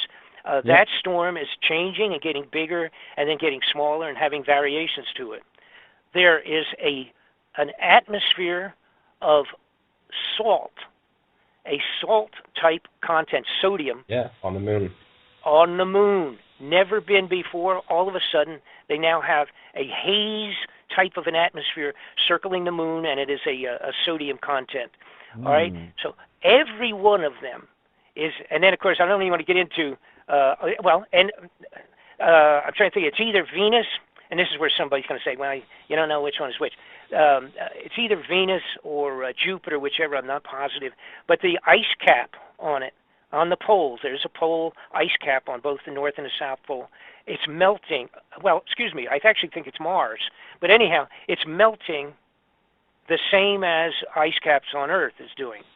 And by the way, the melting, this is another thing people are not paying attention to, even though, of course, you got the groups, and I know they jump up and down and yelling and, change of the, the warming, the warming of the Earth, and that too many cows are farting nitrogen and things of that sort. No, most of the planets are going through this.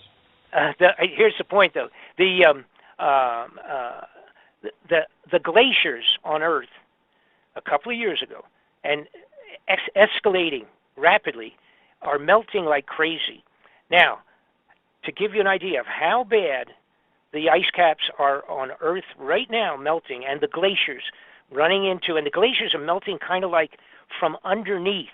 In other words, it's sort of like the globe on Earth is being heated a little from inside or something. It's very strange because they're melting like from underneath, like inside the shell of the ice coverage. You're right. Mars. Mars. Yeah, I just looked it up. Yep.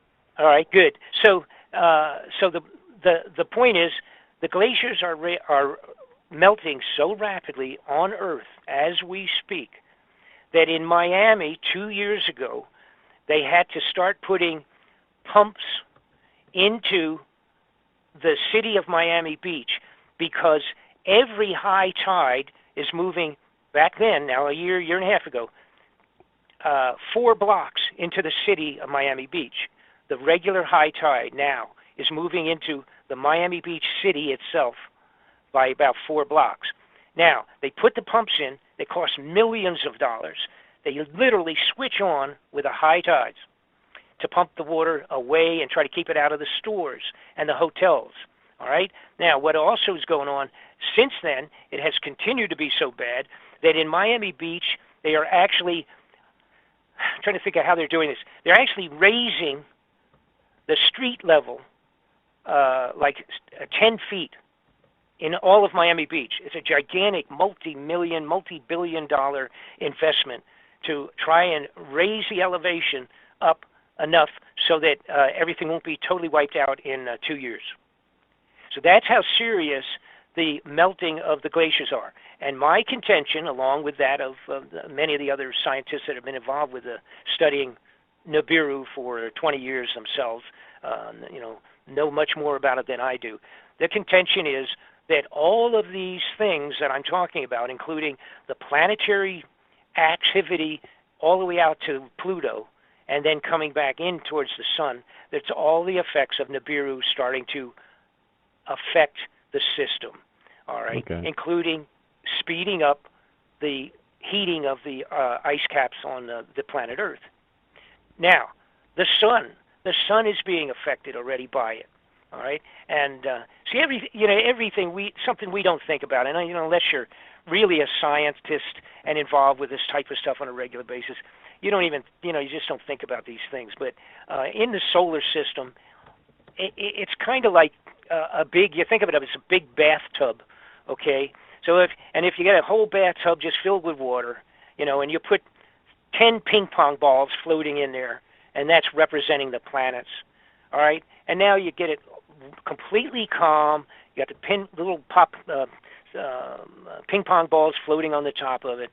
Drop a golf ball on one end of the bathtub, and what happens? It affects every single one of the planets, and vice versa. All right. If one of those ping pong balls represents Earth and it's at the far side of the bathtub, if you drop that golf ball in there, you're going to be bouncing that ping pong ball, I can't even say that, around in the bathtub like crazy. Any little activity of an extraordinary, it's almost like an infection on the human body. Anything that comes in and intrudes into our solar system that's not part of it on a regular basis is going to cause a radical effect. The sun is doing crazy things. It's developing holes like they've never seen before on the surface of the sun. 2 years ago, by the way, one of those electromagnetic impulses from the solar flare came out, and it was huge, and we missed it. Our orbit permitted us to happen to miss that impulse, the solar flare that came off, and this is approximately, like I say, 1.5 years, 2 years ago when that happened. We missed it by 1 week on our orbit around the sun, all right? And if we had been struck by it, it would have fried, that electromagnetic force would have fried every single, first off, every satellite ahead of time, but it would have also wiped out all electrical functioning on the globe for probably 100 years. And this is a reality that the head of the Homeland Security, Janet Napolitano, when she quit 2 years ago, one of the last speeches she made was that one of these electromagnetic impulses, a solar flare, will hit the Earth within a few years, and not maybe, but will.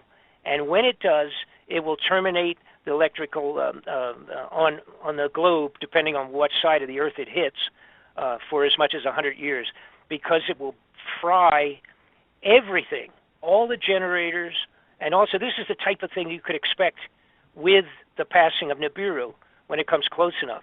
It would be the equivalent of one of these solar flares, potentially, and it would fry all electrical functioning on the globe, at least or on half of the globe, but we're so interfaced, the possibility would affect everything.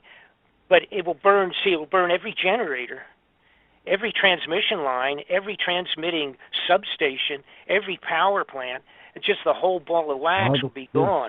Cell towers, all that stuff. Well, everything. And the point is, so what would happen is it's not like we know how angry we get if the power's down for. I mean, if it's down for 30 minutes, we throw stuff at the television. If it's down, you're running around looking for candles, all that kind of stuff. If it's down for a week, you really seriously have problems. But we can't perceive total non-electrical life in America for a year or 10 or 50, because the big power plants that would have to totally replace these generators, there are not enough of them to do it. No, I agree with that. Not enough. I mean, well, it's a scientific. It's not even close. No, it's not yet. It's a scientific reality. Now, the last time we had one big one from the sun that did hit was like in 1865 or something like that, about that period of time.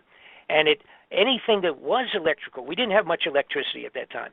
Right. Anything, although all the wires that were up for the telegraph and all that stuff, all of that was melted. So whatever we had, and again, fortunately, we didn't have much. But in today's life, every single thing is electrical. And the banking, boom, banking's gone. Everything's gone. No fuel, no cars, no light. You're right. You are right. No way to pump. No way to get gas. They can't pump anything. Can't pump. You can't drive. You don't have a light. Can't drive anything. It would be, we're really talking spooky stuff. Now, I was in Atlanta one year when part of that grid went down, for 8 hours or something like that. Yep. And I mean, when everything goes, it's really spooky stuff. I mean, and of course, like I say, even the banking and everything.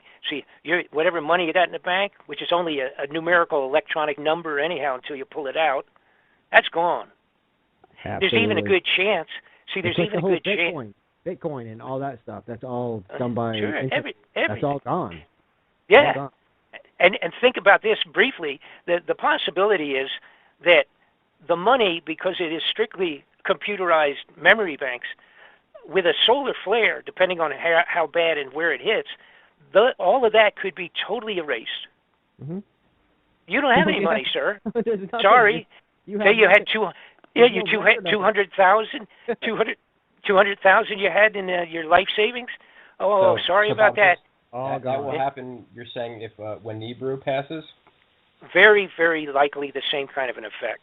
Yeah, I mean, even solar flares could cause this. If we have big enough solar flares. Sure. Chaos, Solar flares can happen by themselves. Solar flares. All right. And again, I mentioned earlier, we just don't think about that. The possibility, and it's so possible. It would completely cause chaos, but it wouldn't. I doubt it would ruin every electronic on the planet. It would probably just do one side of the planet. Probably that. Financial. No, I agree with that. But it would still cause chaos. It would destroy chaos. Well, absolutely. Well, just if you try to imagine life in America, I mean, we wouldn't care much about the other side of the globe anyhow if it was us. In other words, if it blows us out, takes all of our electrical actions down. Try to imagine what life would be like. Let's just say for 6 months. But what they've been talking about, if it was a major volume and hit a lot, broadside of the United States, North America, South America, you're talking about possibly 100 years to get back. That's outrageous. They claim that the transformers that would blow out, the solar flare, everything. We would have to completely reorder. We would have to order the parts, and they would. Where are you going to order the parts? How are you going to order parts? Right, exactly. China would have to build them, and it would take 3 years to build them. How are you going to ship them? See, right. You can't pump gas. Oh, see, you got to realize there. Now, what happens first off? No medical services. Very carefully, Bob. No emergency anything. No police. Nothing. No. You want to talk about gangbangers? No. You know. You want to talk about invasions and perfect time for them to do that. Yes. Manually pour out the whole. I mean, it's something that that most people say. Well, I don't even want to think about it. You know. They just don't want to even put any thoughts out there. Well, people like us want to put thought into it because we actually, give a crap about it. But yeah, right. That's why I want to move up to Maine. With people come up to Maine, everyone. As far away from the population as possible, dude.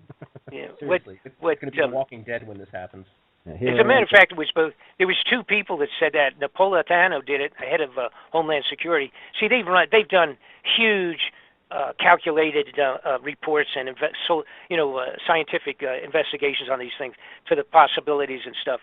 And it was a big speech for her. One of the last things she did leaving the Homeland Security a couple of years ago, she said, it's going to happen. It's not if, it's just when. And how bad it is depends on how the wind blows, whether it's 2 years or 102. And I mean, it's going to happen. Turn us into cavemen, for crying out loud. Yeah. You know what? I wouldn't mind. In this society, honestly, we're screwed. I have some days where I think that some of us would be better as cavemen. I really do. I really do. Yeah. It's kind of like a start over, like a reset switch. I mean, I don't know. Well, it's like cleaning a slate. But see, the problem is the way things are now in the criminality. Yeah, that's. Who's going to do what? The biggest crooks in Washington are going to do whatever they can do, and they'll be out. They would be down in their underground facilities. Yeah. They got generators down there, and they got fuel, and they got. All set. Oh yeah, that's the stuff we were talking about earlier. They'll be down. Even if it was not a Nibiru situation, if you had a solar flare that devastated America. They're all set. We're up here like burning up, and they're like that's the reason that they gave the weapons to the people who are going to do martial law, and they'll be enforcing it blindly, with the exception of the ones that finally realize that, hey, wait a minute, we're guarding the rat holes, entrances to the underground facilities where the rich people are having martinis. One thing interesting about martial law is that Zeta Talk site. I remember 15 years ago when I first read it. They claimed that towards the end, before Nibiru passes, the government's going to attempt to declare martial law, and it's going to fail, and the people aren't going to accept it. And in the end, we're going to rise up against the government once we realize that the government is with what? See, the problem is if Nibiru is what it is and comes and does what it would do. Again, we're talking Noah's floods over again. Right. So what do we do? Best effort for yourself. Right. Right. I mean, that's a reality. It will be the people along with the military. Take care of yourself. Because the military are going to want to take care of themselves, too, and their families. Exactly. They're not going to do it. This is a point where you got to look out for yourself. That's all it amounts to. And, again, the bottom line is, it's like you really start saying, well, how many, it's 140 million people, I think, is a population within 25 miles of the coastline around the United States. Yeah. They'll all be gone in the first 15 minutes. Yeah, then that's why martial law is going to fail, because the soldiers. It might. 100%, but I guess I have to ask you, what's your point? In other words, they're going to be going underground, locked off. The doors that seal these things off are like 6 of them in a row, 4 feet wide, be able to handle a nuclear bomb in the front yard of the darn thing. See, so between you and I, it's like the martial law would be only to guarantee that they can get on their buses and airplanes and get the hell out of town and get to wherever they're going to go. See, and then after that, that's a great point. Great point right there. After that, they got everything they need, probably for 25 years. Now, they may have to be in there longer. I don't know, and I don't care. But they have what's necessary to maintain X numbers of people in a given hole in the ground for a 25-year period of time, food, communications, all of that underground, enough fuel to run the generators and the air filters and all of that crap under there. And probably, see, there are direct, which is the only one thing, I don't know this, but I'm making a speculation now. You can see the films and the videos and the pictures that I have. What's your website, Bob? Because we only have a minute left. Okay. Bob Fletcher. We don't have to do it again. Yeah, go Bob ahead. Fletcher. BobFletcherInvestigation.com. That's all. Bob Fletcher. You can punch Bob Fletcher Nibiru, and then eventually you'll be able to get to it anyhow. Like I said, there's probably 2,000 hits on that thing now. Awesome. I mean, on their, Chris people do. We have 5 minutes left. Sorry, I thought we only had a minute. That's all right. All right, so there's not much more I can say. I will say this, which I said all of my interviews. I hope I'm wrong. I would love to be for like 2 years from now, do a show again, and and have you just say, "Boy, you're the biggest jerk in town." Well, no, Bob. You know what? I don't think it's going to happen in the next couple of years. I think it's going to happen in like 8 years, because, like you said in the Bible, I think they're going to do the whole 7-year tribulation and then finish it off with a Jesus guy. But you have to understand something. We've been into that, depending on how you want to classify it. True. See, the tribulation's already started. Exactly when, I don't know. See how you could put a day on that. You can't. What we're going through now and all the rest of the junk, what's taking place in terms of this snowstorm that's supposed to be, see, you know what they're expecting over there as we speak, starting in about 1 more hour? Where are you guys calling from? Where are you calling? Pennsylvania. I'm calling from Maine, so the snowstorm veered off before it got to me, but I think Jeff got it out there. Okay, let me tell you. Here's what's happening right now. 200,000 people are already out of electricity over there, and it hasn't even started yet. I know. All right? Yeah. They're expecting 70-mile-an-hour winds along the coast, and they're expecting 3 to 3.5 feet of snow in some places with drifts of 6 feet because of the winds, followed by an ice storm. I'm lucky to be missing it. They're in a state of emergency. There's 5 states, I think, that are declared state of emergency and shut down. All the planes have been interrupted.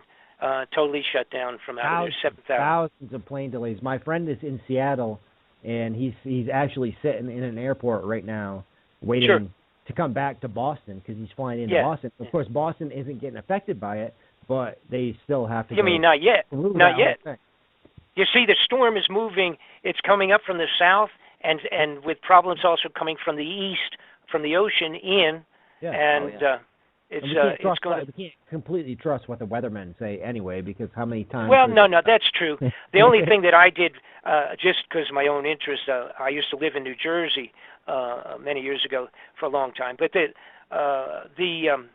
Jersey had they never repaired from that 4 or 5 years ago. They never did. They did anything. They barely did anything. Right. Yeah.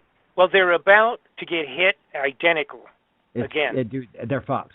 Right. I said that this morning. I was talking to a friend, and I was like, New Jersey, out of all the people, with everything that happened before, to me, they're fucked. Excuse my language, but that is the word that I'm going to use for this, because I think that's a perfect word.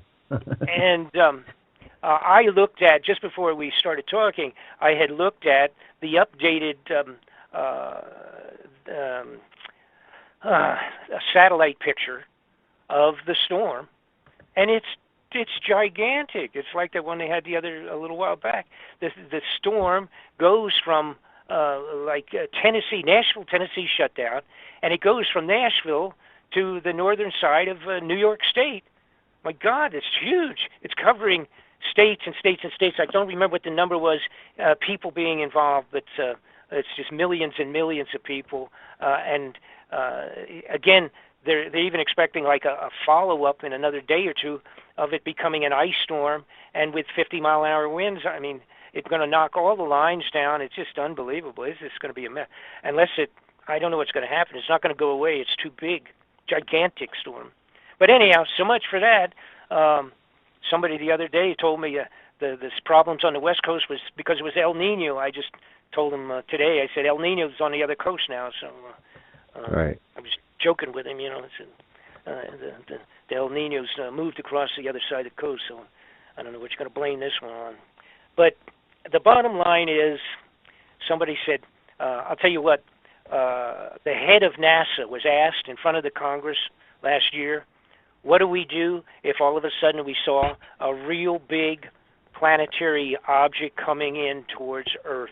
Yeah. And the head of NASA paused and he said, pray. He just said, pray. Yeah, what kind of? Do you even have do you trust the head of NASA to make it? Oh no. But I thought that was pretty appropriate. I think you did. You know, I agree with that too. No, I agree with that. Yeah. but the truth is, on the new DVD I'm working on, there is an alternate, and you're going to find out what it is when I get that finished. You know, Bob, I've been thinking this for years, something like that, and I don't know. I hope I'm not thinking the same exact thing as you are, because I don't want to ruin it. But you don't have to tell me if I suspect if we all like somehow not prayed, but we can like somehow some sort of meditation, and we can magnetically influence this thing. That's my thought. Well, you'll see something that it's going to really. You'll see a bunch of things that are going to really surprise you on the new report that we get the thing done. I can't wait. You told me about that, and I can't wait for that. I cannot. And I have to absolutely say this. This last DVD, obviously the Nibiru, is it's pretty intense, and I know it's pretty well done. I can't tell you. Matter of fact, I'm doing a translated interview for Russia in probably this week. That's awesome. Awesome. And I have people from every corners of the world have gotten my DVD. Awesome. I mean, all over places I didn't even know where the heck they were. Zanzibar. Good. You know, good. Places I'm serious. That's very encouraging, Bob. That's well, it's encouraging. It's only that it's finally opened up some people's eyes to the possibilities. And I wanted the big deal. I wanted people to know how corrupted our government is. It's so bad. Thank you. What's terrible is that the new one I'm doing it's going to even show you more corruption. That's mind-boggling. You know, honestly, Bob, I don't want to see any more corruption. But if you're going to bring it to the fore, it's part.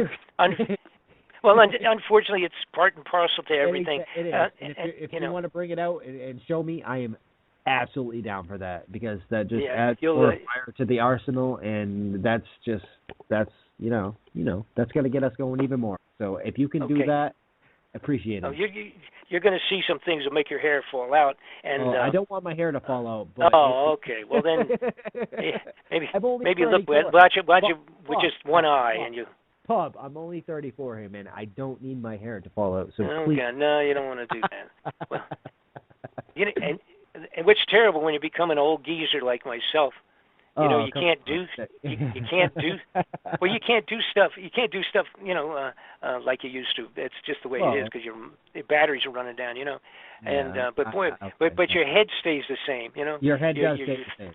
Yeah, your thoughts, processes, and all that stay the same. Your thought process, and you know what? That's what's important to me. As long as you're still thinking, that's great. Yeah. And that's what I like about you, man, because you're still there, dude, and you're just. I love it, man. That's why I had you on again, because I was like, I got to get Bob back on, because I really want to hear what he has to say. I mean, we had it's great.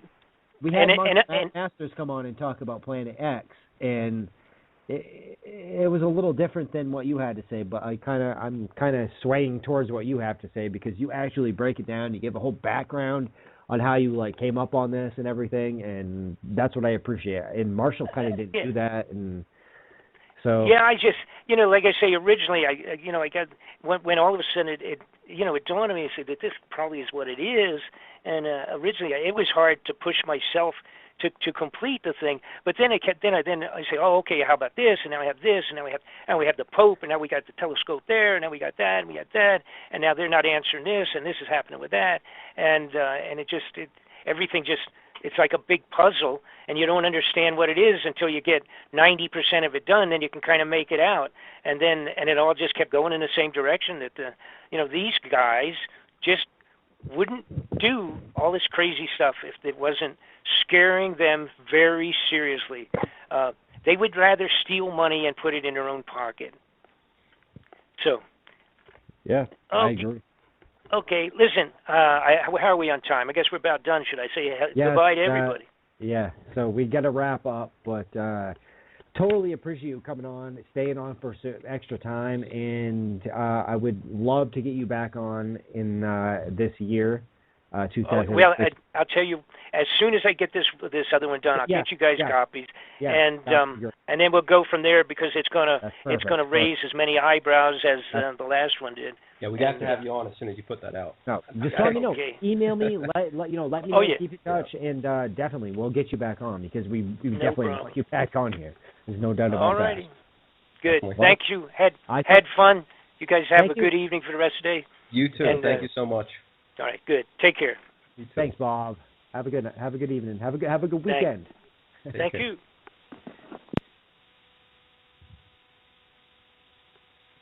See, good dude, man. I told you, dude.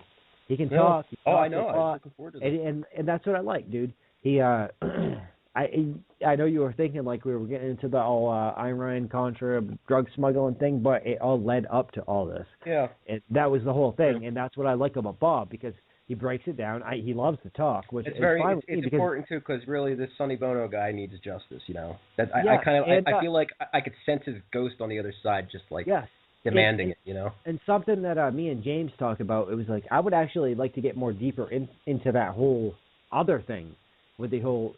Well, I guess we kind of did get kind of deep into that tonight. Yeah. So I guess we covered that, so we're good, right? Yeah, I think Bob could sit here and go for another 10 hours. Was deep. And talk. I don't see how you can get any deeper. He got pretty detailed there. He did. Yeah. He definitely did. And that's this is like literally a two-part. I can split this. I can split this up in two. I can.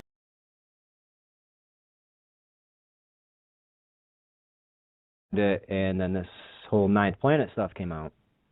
And I figured, well, that's perfect. I'm kind of glad that we did postpone it, because now we can have him come on and talk. And he's got a lot of stuff to talk about the whole thing. I mean, he gets right into it. That's what I liked about having him on, because he got into a lot of different stuff, the whole underground cities and stuff, which I thought was very interesting. I mean, it's stuff that we know about, obviously, but it's good to get his take. And of course,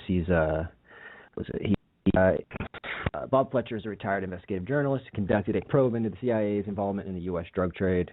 His report was presented to several congressmen, including Sonny Bono, and since then turned his attention to the return of Planet X. So it's a pretty short, vague just bio. Well, I'm sure he's going to have a lot to say about this news recently. Yeah. I'm actually. I refrained from actually discussing it with him in the emails, because like I talk to a lot of people, like I talk to Dennis McKenna once in a while, about the and stuff like that, conversations through email and stuff like that, and I refrained from doing it with Bob, because I was like, well, no, I'll wait till he gets on the show. I don't want to. So what's the deal? I mean, with this Planet X, I mean, the deal. A lot of people I can't say a lot of people. Not too many people talk about this, but. But the people who do talk about Planet X suspect that this could be some sort of conditioning. I think it could just be the government's way of putting a story out so they can just play stupid when it finally does pass us. So they can claim that they warned us. Yeah. Like... hey, we warned you. Yeah. Right. We told you. And it's not going to work. People are going to be pissed the fuck off when it passes. That's when the governments of the world are going to collapse, I believe. I mean, that's what Zeta Talks claims as well. They claim that... They claim that the government's going to try to pass martial law a few times, and they're going to fail, and people are going to rise up against the government when this thing finally does pass, because they're going to realize, holy shit, the government was lying. And yeah. So people are stupid, but they're not going to be that stupid, No, well, I mean, not that forgiving. We hope not, anyway. Yeah. Well, if the Nancy leader is correct, and if she's actually channeling these Zeta Reticuli alien gray beings, then there's a good chance people won't forgive the government, which needs to happen. We need to fucking overthrow them. Don't forgive them for anything anyway. No. I mean, we're pretty naive and stupid, though. I mean, and you know what's crazy is you would think that most Nibiru people that believe in Planet X would also believe that the Earth is flat. It's not so bad, actually. It's not that large. It's kind of statistically equal to how many people are truthers. So maybe like 10% of the people believe the Earth's flat. That's not too bad. 10%, that's still big. That's 10% too much. Hey, well, yeah, of course it is, dude. It's horrible. But that's like it seems to be the case with truthers. 10% of truthers believe. And if you're listening and you do believe the Earth is flat, I don't mean to offend. I'm not going to bash you. That's okay. You're free to believe that. I was interested first time I saw that. You know, like when I first ran into it, like the claim that there's a dome over the Earth is like encapsulated in this big glass dome. I was more interested in the hollow Earth because I thought it was more reasonable, and it is.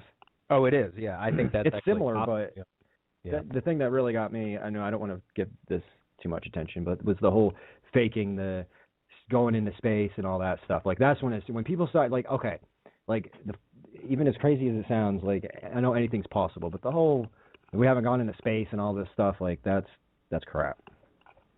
I mean, we haven't gone into space, of course. I knew it. Right. Well, I mean, I guess I've been in space before, you know, on some LSD or something. I definitely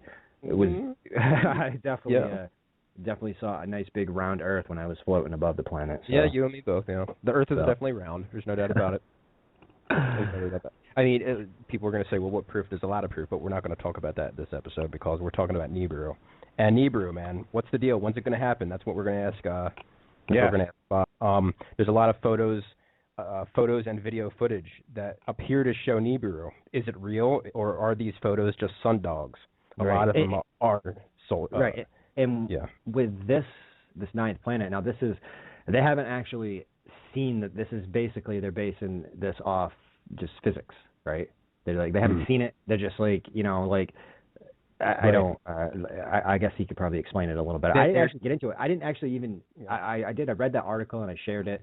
I think I shared it on a website too, but I didn't get like too deep into it because like whatever. I'm just gonna wait. I'll wait till we get Bob on, and I'll let Bob. You know what's interesting about it is they found this research a while back, and all of a sudden, out of nowhere, it's trending. I remember reading it a few months ago. The claim was that they can't see it. They haven't discovered it yet. They can behind the sun.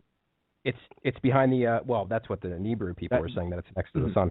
But NASA is claiming that it's behind Pluto, and that we haven't seen it yet, but they're able to detect the magnetic force of it. And they're claiming that the magnetic force is so strong that this planet has to be 10 times larger than Earth.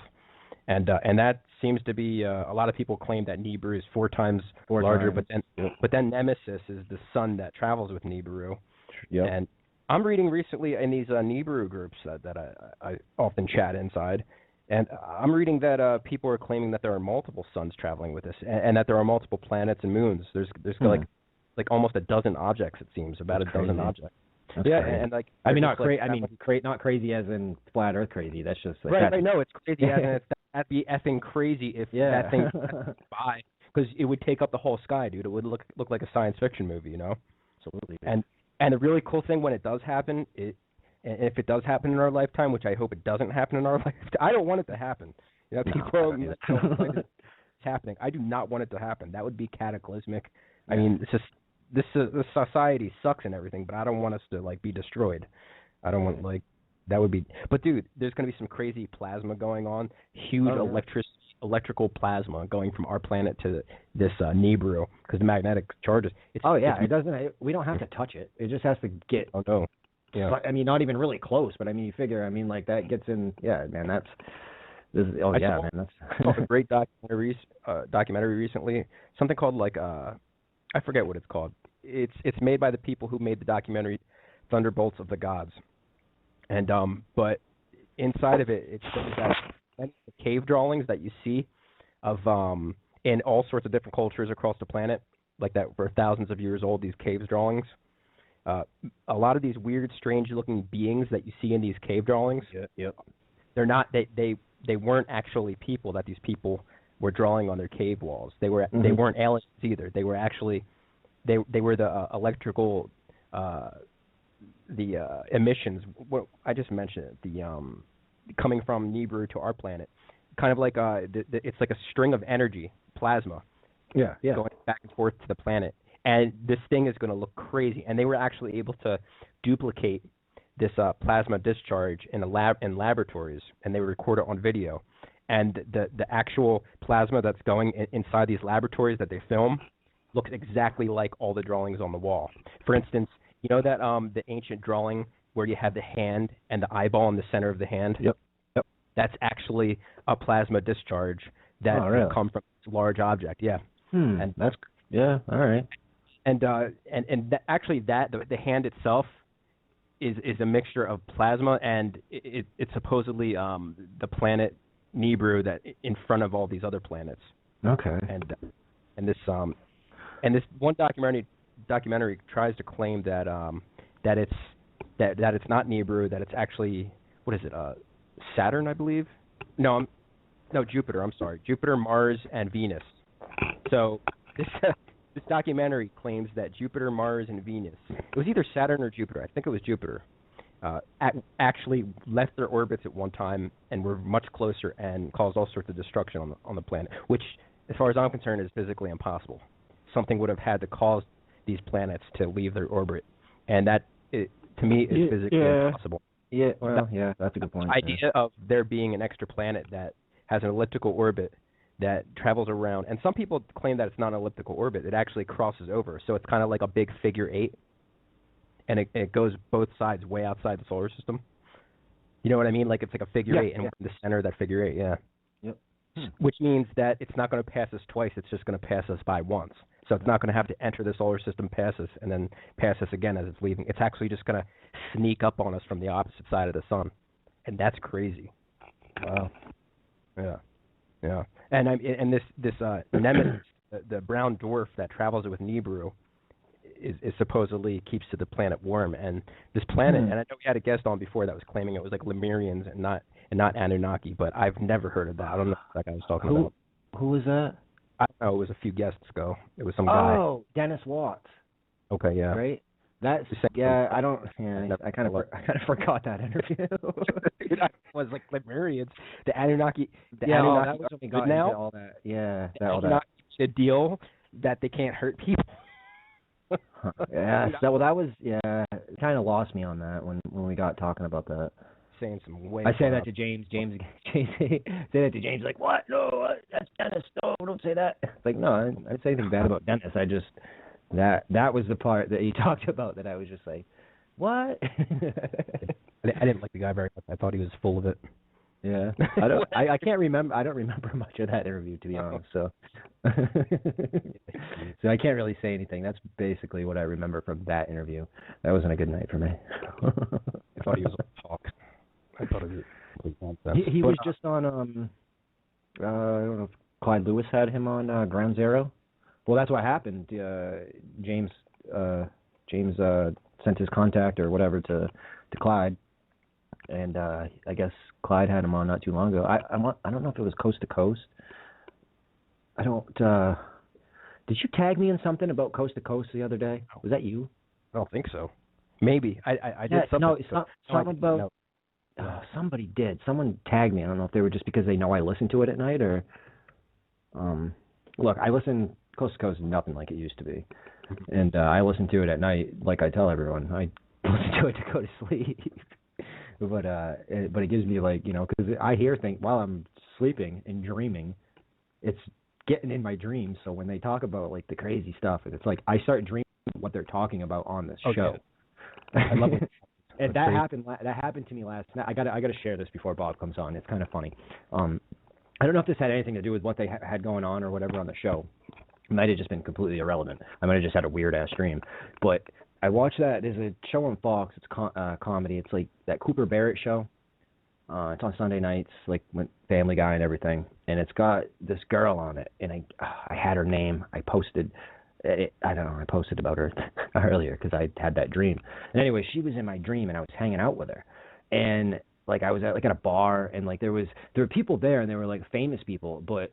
I don't know who they were. Like now, in my dream they were famous, but I don't think they really were. You know what I mean?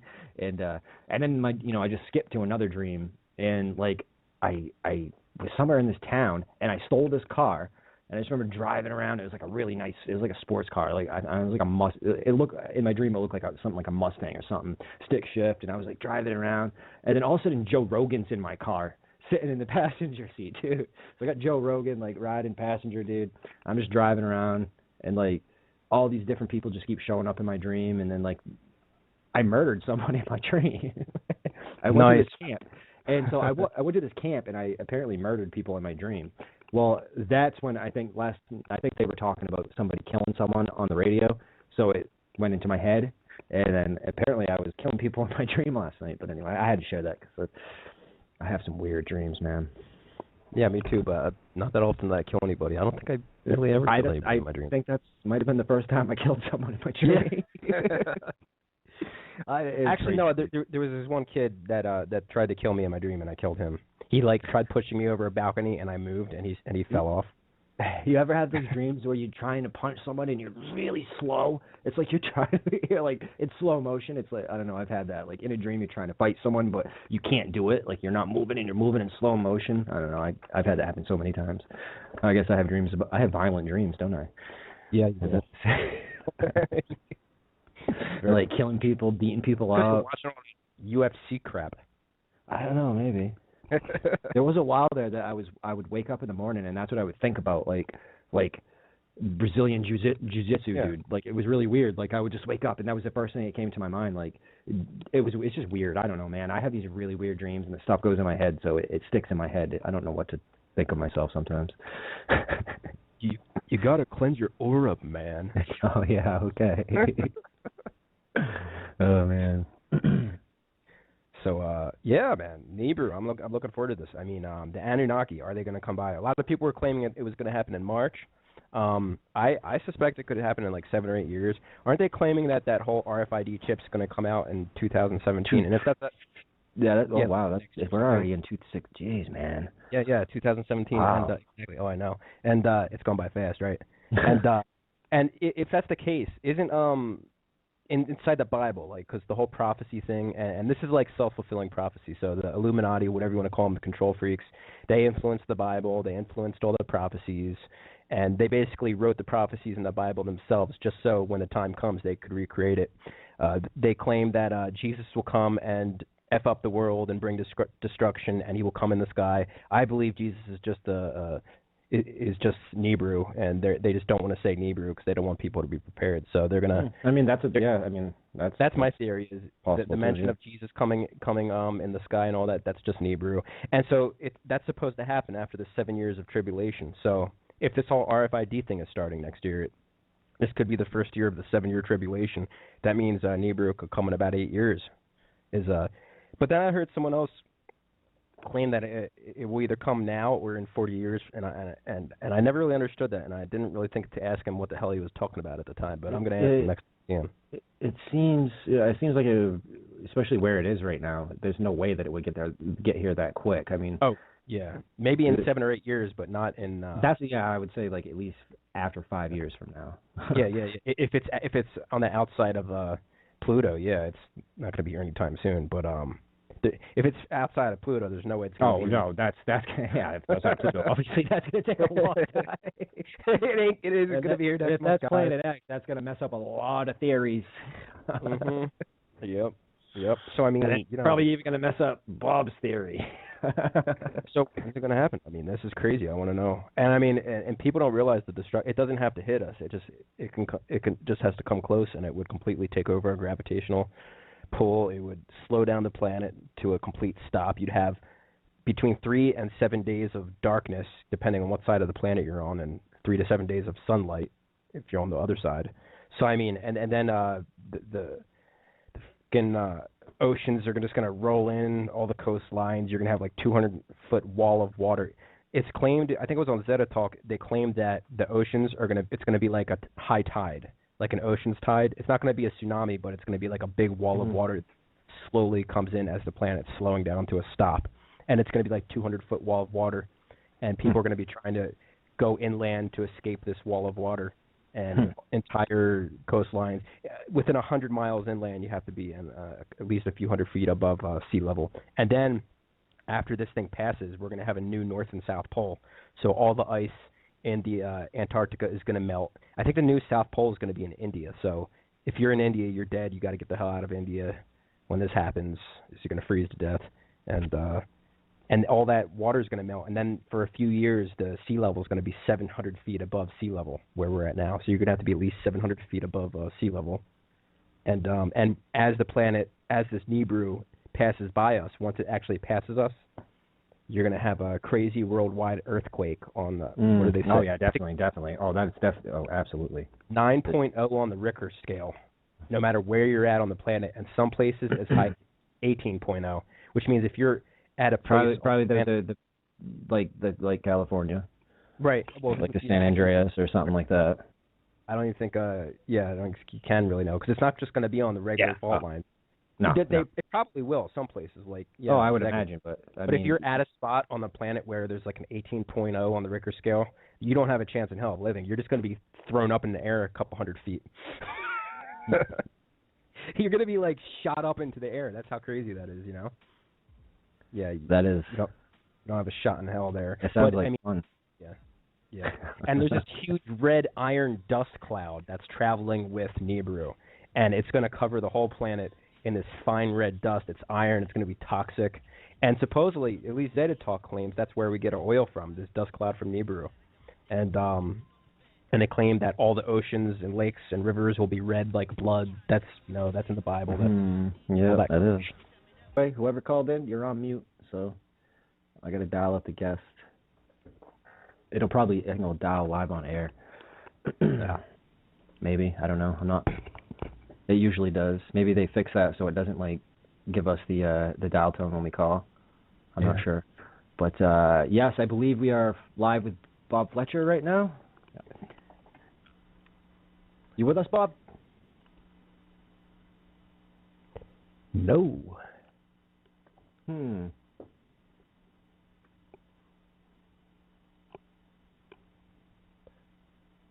All right. Well, anyway, I got him dialed. He picked up. I don't know if something's going on his end, and we, let me try this. All right. Huh. What is the deal? I don't know. I've never had this issue. It dialed out, so he's connected right now. He can probably hear us talking, but we can't hear him. Mr. Bob Fletcher, I believe your microphone might... Is he using Skype? Yeah, you would have to use No, it's a home phone, actually, so it really shouldn't be that. I know. Yeah, it shouldn't be any problems whatsoever, sure. There not be any problems. All right, let's get this other connection I want going. to hear Mr. Fletcher. That's interesting. I've got to get his take on this recent news. I'm trying here. That's what kind of sucks about having to run the show and host the show and try to do all this at once, dude. I think that's him. Oh, that's Michael. No, we got Michael. What a disappointment. Michael is my best friend too. Michael's the restricted call that I answered. I would rather have you been Bob Fletcher, though. Yeah. Well, we still have Bob connected. We just can't hear him. Are you able to message him on Facebook or something? I sent him an email and let him know that I was connecting to him. You need to do better than email. That's the only contact I have. You want to hang up and try calling him again? Yeah, I think I'll try that. It's weird. Okay. How you doing, Michael? How was work? Another day, man. Yeah. That's all I can say. All right. Yeah, I know I got the number right because I copied and pasted it. So he's probably he's trying to talk to us and. Oh, I hope not. All right. So landline. Yeah, I got it. Same. Yeah, I got the number right.